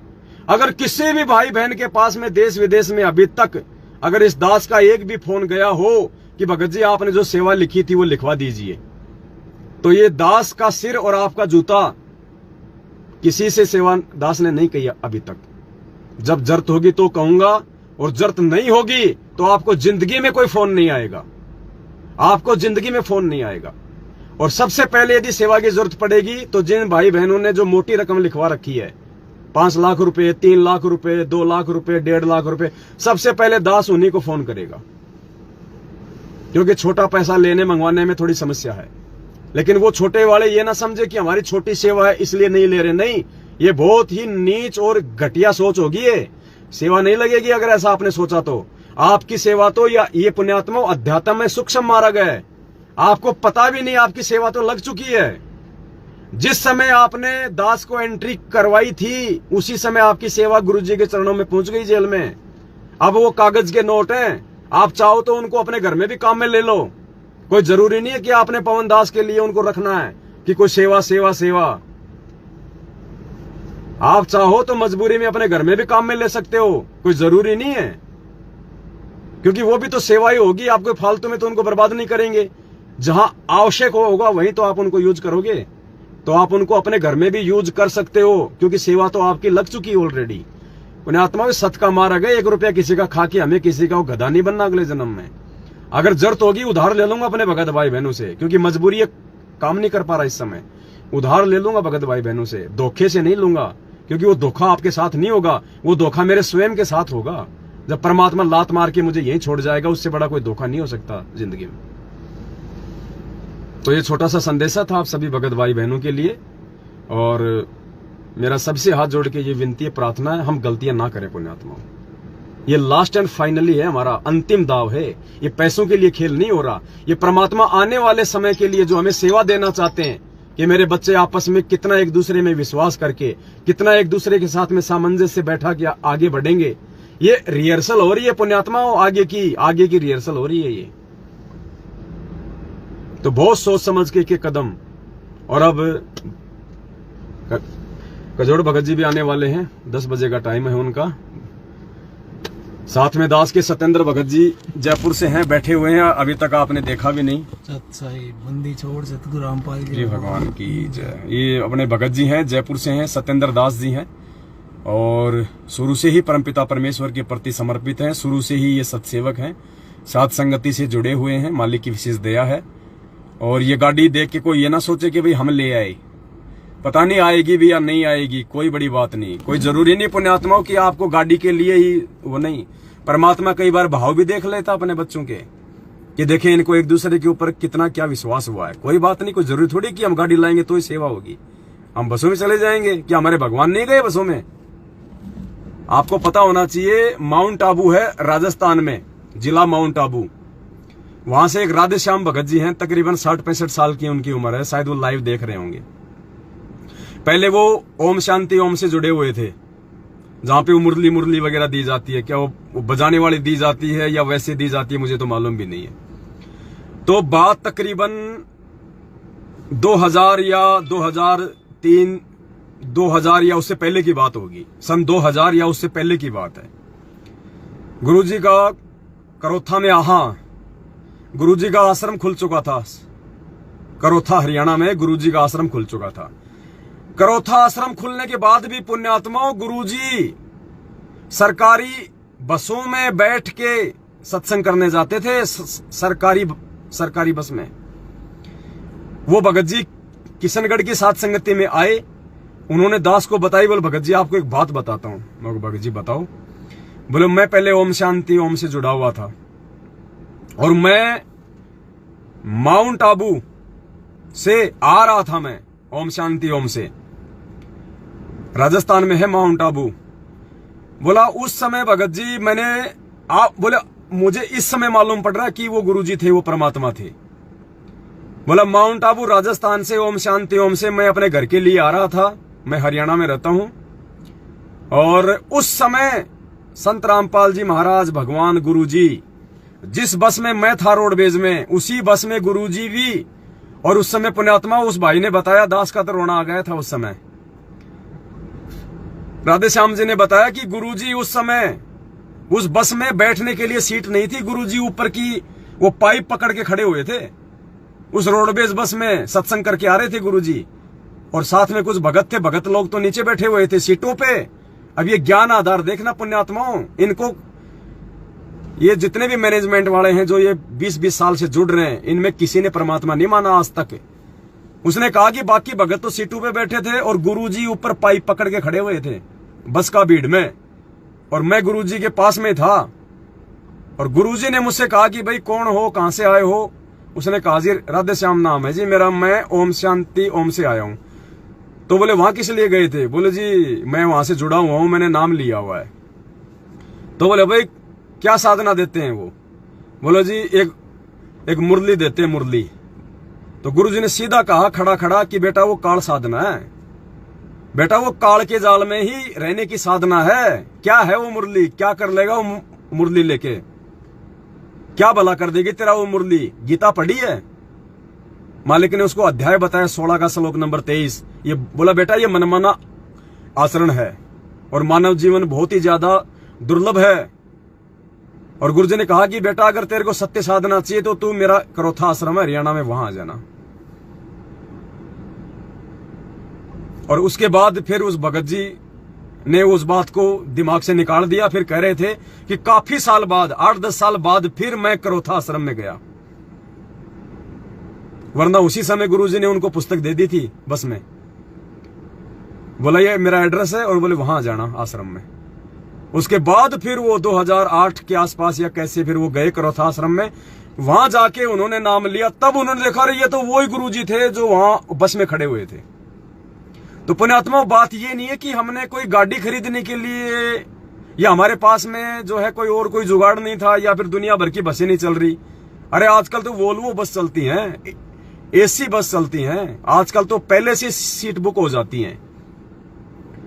तो ये ना सोचना कि हमने गाड़ियों के लिए या अपना कोई शौक पूरा करने के लिए मैनेजमेंट वालों की तरह आप लोगों से सेवा ली है। नहीं, हो सकता है आपकी सेवा ना लगे, हो सकता है आपकी सेवा जो है लग भी जाए, लेकिन परमात्मा ने आपके भाव तो देख लिए। आप जिन जिन भाई बहनों ने ज्ञान आधार का जो परिचय दिया है, देखो जब गुरुजी नहीं रहेंगे तब भी कोई एक आधा आश्रम तो रहेगा जहां पे नाम वगैरह दिया जाएगा, जहां पे भाई बहन आएंगे, भंडारे भी होंगे। तो वहां भी आपने अपना पैसा तो देना पड़ेगा, सहयोग तो करना पड़ेगा। तो वहां कौन से गुरुजी बैठे होंगे जो आप गुरुजी के हाथ में दोगे? वहां भी तो भक्तों के माध्यम से ही पूरा व्यवस्था संभलेगी। तो वो व्यवस्था परमात्मा आज देखना चाहते हैं अपने रहते सहते कि मेरे बच्चे मेरे पीठ पीछे सतलोक जाने के बाद उस व्यवस्था के लायक बने या नहीं बने, ये भक्तों को पहचानने लगे या नहीं लगे। और जो भक्त को नहीं पहचानेगा भगवान को क्या खाक पहचानेगा वो। तो 7 साल से आपके सामने परमात्मा ने इस दास को डमरू की तरह जो है बजा बजा के दिखाया है। और आज परमात्मा कोई संतोष भी हुआ है, आज परमेश्वर की आत्मा भी आपने विश्वास करके ज्ञान आधार से और ये लाखों में सेवा लिखवा के आपने परमेश्वर को प्रसन्न किया कि हाँ मेरे बच्चे ज्ञान आधार से समझ रहे हैं और सुपात्रों का सहयोग कर रहे हैं, सुयोग्य का सहयोग कर रहे हैं और एक दूसरे के साथ में मिलजुल के आगे बढ़ने का इनके अंदर वो गुण विकसित हो रहा है। ये रिहर्सल कोई परमात्मा 1 घंटे पहले थोड़ी करेगा पुण्यात्माओं, ये आज से ही होगी रिहर्सल। ये हमें परमात्मा उस रंग में रंग देगा, वरना हम यदि गुरुजी के जाने के बाद एक दूसरे पे विश्वास नहीं करेंगे तो व्यवस्था चलेगी कैसे? वो तो अंतर्यामी, वो तो जो मर्जी कर दे, लेकिन सिस्टम को तो सिस्टम के माध्यम से ही परमात्मा चलाएगा ना। जब भस्मासुर भाग रहा था उसके पीछे शंकर जी को मारने के लिए, तो ये तो समर्थ है, ये तो भस्मासुर को वैसे फूंक मार के उड़ा देता, पार्वती बन के क्यों आया? क्योंकि सिस्टम से तो चलेगा ना। तो इसी प्रकार परमात्मा अपने गैर हाजिरी में जब परमेश्वर सतलोक चले जाएंगे तो उसके लिए परमात्मा अपने सेवादार तैयार कर रहा है। आज वो भक्तों की टीम तैयार कर रहा है। आज वो परमात्मा जो दृढ़ता के साथ एक दूसरे के ऊपर विश्वास करके, बिना लोभ लालच के, बिना किसी स्वार्थ के, बिना मन में कोई मनमुटाव के, वो है असली प्यार प्रेम, वो है असली भाईचारा। ये दुनिया का भाईचारा तो राम राम राम राम राम राम भाई, राम राम भाई, ये देखते ना आप ये आए दिन ये जिनके लाखों फॉलोवर होते हैं, फालतू में वो खैंचातानी करते रहते हैं। कई आते हैं, कई बार दास देख लेता उनको, हाथों में सोना चांदी और गले में चैन और उनके लाखों फॉलोवर। राजनीति की बात, रोम रोम भाई, सभी भाइयों को रोम रोम रोम रोम, जुड़ियो भाई एक बार सारे।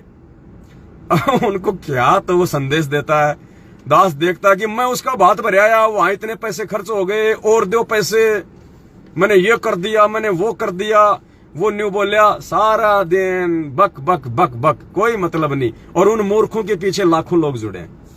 लेकिन ये सत का मार्ग है। अब मैनेजमेंट वाले जो पेज हैं, सतलोक आश्रम मैनेजमेंट ने जो पेज बना रखे हैं, स्पिरिचुअल लीडर संत रामपाल जी महाराज, सतलोक आश्रम बरवाड़ा, और वो जब लाइव चलाते हैं तो पुण्यात्माओं उनके लाइव में भी इतने भगत नहीं जुड़ते। वो केवल गुरुजी का सत्संग लाइव चलाते हैं, वो खुद लाइव नहीं आते। क्यों नहीं आते वो लाइव? क्योंकि पुण्यात्मा परमात्मा ने उनको निमित्त नहीं बनाना आगामी सेवाओं के लिए।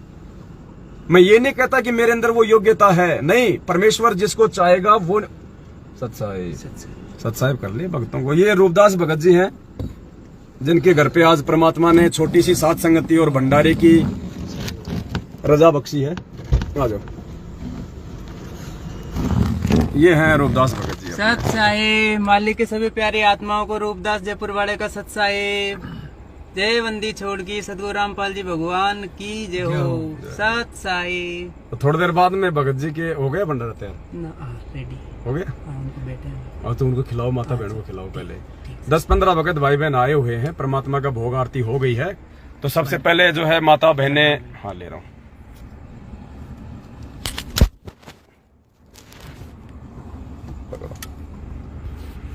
तो सबसे पहले हमारी माता बहनें भंडारा कर रही हैं, उसके बाद में दास और सत्येंद्र भगत जी, तब तक कजोड़ भगत जी भी आ जाते हैं, फिर हम तीनों भाई फिर हम बैठ के भंडारा करेंगे।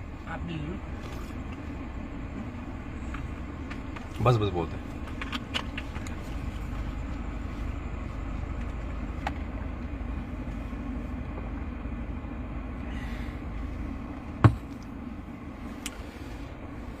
तो बस ये छोटा सा संदेशा था आप सभी भाई बहनों के लिए।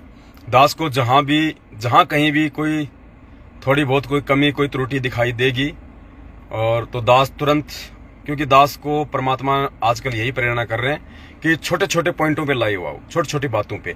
साथ संगतियों में भी बहुत सारी ऐसी बातें हैं जो आप लोगों को समय समय पे समझानी बहुत जरूरी है।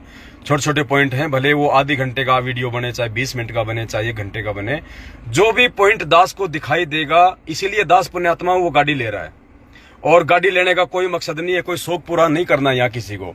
इस गंदे लोक में ये ज्ञान लेने के बाद अपना शौक पूरा करने का मतलब है अगले जन्म में कुमार का गधा बनना। तो दास कोई शौक पूरा करने के लिए गाड़ी नहीं ले रहा है, ना ऐसी कोई सोच है कोई दास की, सौपन में भी नहीं है। पुण्यात्माओं, परमात्मा साक्षी है।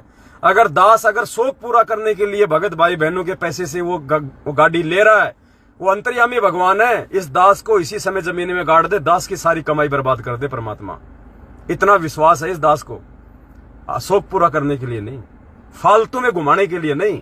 दास सिर्फ और सिर्फ इसलिए ले रहा है क्योंकि जहां पे दास रह रहा है वहां पे इंटरनेट नहीं है, वहां पे लाइव के जो है वो नहीं है, वहां पे टावर नहीं आते इतने कि दास लाइव आ सके। वहां पे बार बार डिस्कनेक्ट होता है, वहां पे लाइव नहीं आ सकता दास। इसलिए दास मेन जो पर्पज है दास का वो ये है कि अगर गाड़ी रहेगी, जैसे ही परमात्मा ने दास को प्रेरणा की, दास ने गाड़ी में चाबी लगाई, 5 किलोमीटर दूर गया, कहीं भी रोड पे खड़ी करी और अपना मोबाइल चालू किया और तुरंत लाइव आया। गर्मी का टाइम है, थोड़ा सा गाड़ी भी मतलब थोड़ी एसी चलेगी, थोड़ा सा ठंडा रहेगा। अब इस गाड़ी में बैठे हैं, थोड़ी एसी चल रही है परमात्मा के दया से, तो दोनों भाई अंदर बैठे हैं। अब ये तेल भी सेवा में फूक रहा है, तेल भी सेवा में फूक रहा है, गाड़ी भी सेवा में काम आ रही है। अब दास शांति से बैठ के अगर 1 घंटे 1.5 घंटे आपसे लाइव आया है, तो भाई की भी परमात्मा ने भले वो डीजल की सेवा लगा दी, भाई की सेवा लगा दी।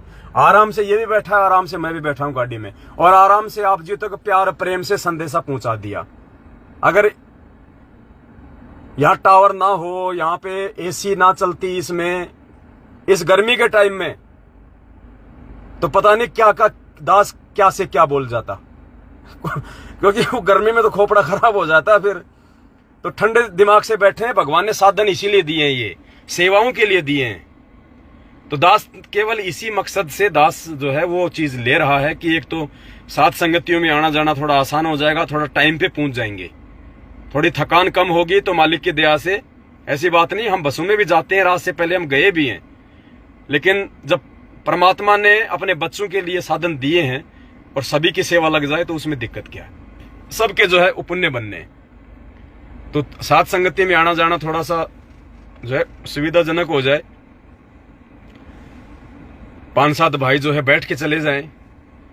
और मेन जो था कि कब परमात्मा दास को प्रेरणा कर दे। और ये पुण्यात्मा होता क्या ना, एक समय होता है। ये दास की एक खासियत है, जब दास आरती करता है ना, तीनों समय की आरती के समय ही परमात्मा दास को सत प्रेरणा करता है। उसी समय दास को मोबाइल में तुरंत वो चीजें नोट करनी पड़ती हैं, बाद में वरना दिमाग से निकल जाती हैं। फिर मैंने 1-2 बार ऐसा किया कि आरती के बाद में लिख लूंगा, उसके बाद दास के दिमाग में पॉइंट आए नहीं, तो दास को उसी समय तुरंत, दास हमेशा मोबाइल साथ में रखता है जब आरती करता है, साइलेंट करके तुरंत दास उन चीजों को नोट कर लेता है। उसी समय परमात्मा दास की बुद्धि ऑन करता है, और लाइव आने की जो प्रेरणा होती है वो तुरंत बनती है। अभी दास आपको रियली बता रहा, जब अभी दास जो लाइव आ रहा है ना, और जब से दास ने लाइव शुरू किया है, पुण्यात्मा उससे आधे घंटे पहले ही परमात्मा ने अचानक से प्रेरणा की। नहीं तो दास अपना डोंगल हमेशा साथ रखता है इंटरनेट का। दास वो भी नहीं लेके आया आज जयपुर। दास हमेशा अपना जो आईपैड है वो साथ रखता है। दास वो भी नहीं लाया, केवल ये मोबाइल लेके आया था, क्योंकि दास आज जयपुर में गाड़ी की ट्राई करने आया था। दिन में हम 1-2 शोरूम में भी गए थे, हम ट्राई भी करके आए थे, लेकिन शोरूम में है तब तक तो ठीक है। जैसे बाहर निकलते हैं फिर अंदर से फील होता है यार क्या गाड़ी ले यार, ये थोड़े दिनों में सब चक्का जाम होने वाला है, इन गाड़ियों की जर लगेगी, क्या गाड़ी ले। फिर वो मन में वही विचार आ जाते हैं। फिर थोड़ी देर बाद जब गर्मी लगती है तो सोचते हैं यार ले ले तो ठीक है, थोड़ी सेवा हो जाए, अब इस कैसे क्या होगा आने जाने में। और जब बसों में धक्के खाते हैं तो सोचते हैं यार गाड़ी तो जरूरी हो गई। और जैसे बस से नीचे उतरे कहीं बैठे ठंड में, अरे क्या करेंगे यार गाड़ी का मतलब कोई स्वार्थ नहीं, कोई लोभ लालच नहीं, कोई शौक नहीं। तो गाड़ी भी जब परमात्मा चाहेगा पुण्यात्मा उसी समय आएगी, और उसी समय दास आप भाई बहनों को फोन करेगा।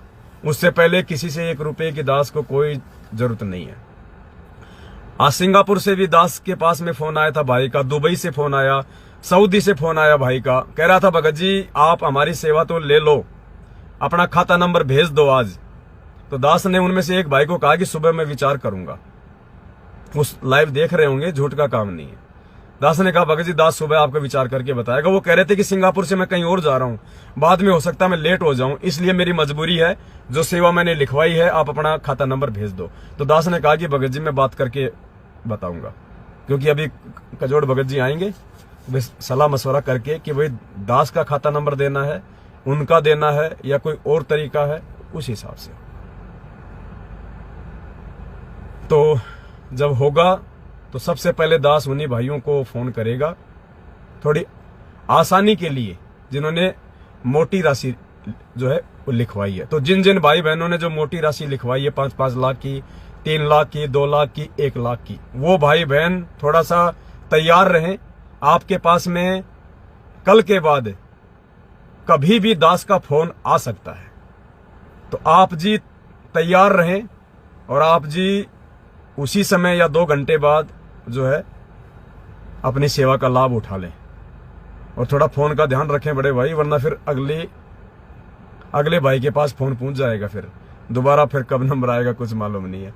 एक मनोज भगत जी हैं केरला से, जिन्होंने 1 लाख रुपए लिखवाए थे, वो तो पहले भाप गए, बोले भगत जी मैं दिन में ड्यूटी रहता हूं, वो नेवी में है, कोचीन में, केरला। बोला भगत जी मैं दिन में ड्यूटी पे रहता हूं, अगर ये नंबर ना मिले तो भगत जी आप मुझे इस व्हाट्सएप पे तुरंत मैसेज छोड़ देना, और भगत जी सेवा लगाना मत भूलना भगत जी।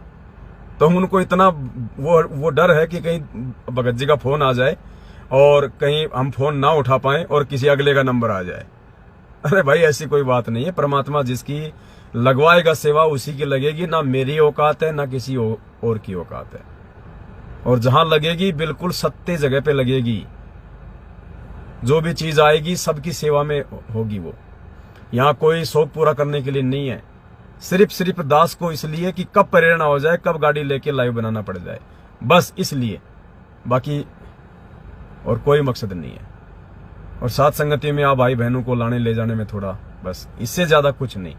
बाकी अब आगे सेवा बढ़ेगी, दास को फील्ड में रहना पड़ेगा, कभी कहाँ, कभी किसी भाई के पास, कभी किसी भाई के पास जाएंगे, क्योंकि और क्या करेंगे बैठे बैठे घर पे।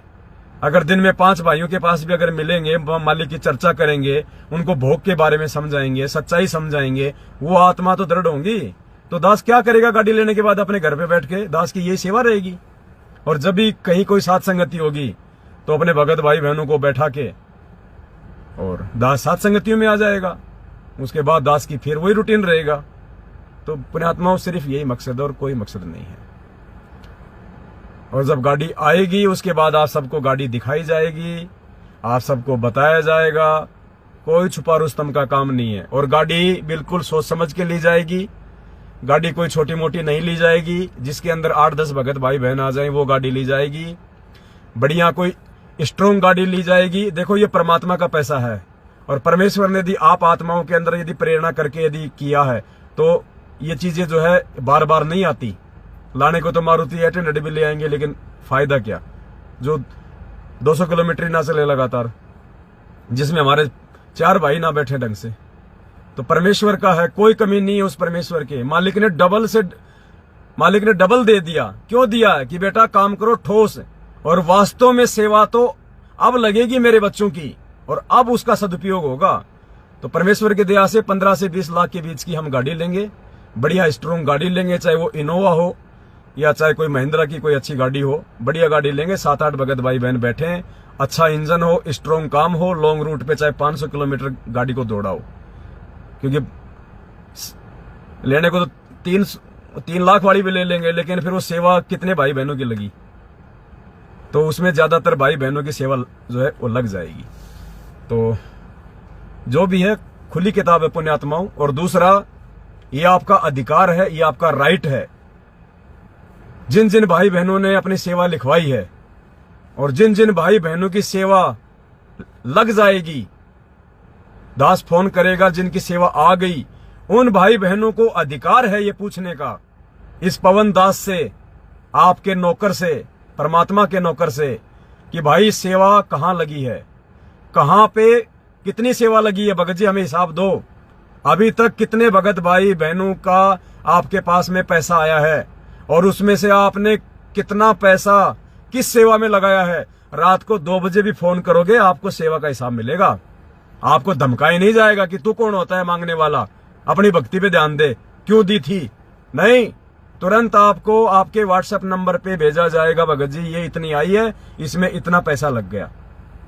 केवल उसी को जिसकी सेवा लग गई होगी। ऐसा नहीं कि हर कोई फोन कर देगा, देखा जाएगा कि उसकी एंट्री है भी या नहीं है। तो यहाँ खुली किताब है पुण्यात्माओं, हमें सतलोक जाना है, यहाँ गधा नहीं बनना। तो बस ये छोटा सा संदेशा था। भंडारे का समय हो गया है परमात्मा की दया से। आप भी भाई बहनों ने नहीं लिया होगा, काफियों ने, कई तो लेते लेते मजे ले रहे लाइव के। बंदी छोड़ सतगुरु रामपाल जी भगवान की जय हो। सत साहिब। वीडियो को शेयर कर देना ज्यादा से ज्यादा। सत साहिब।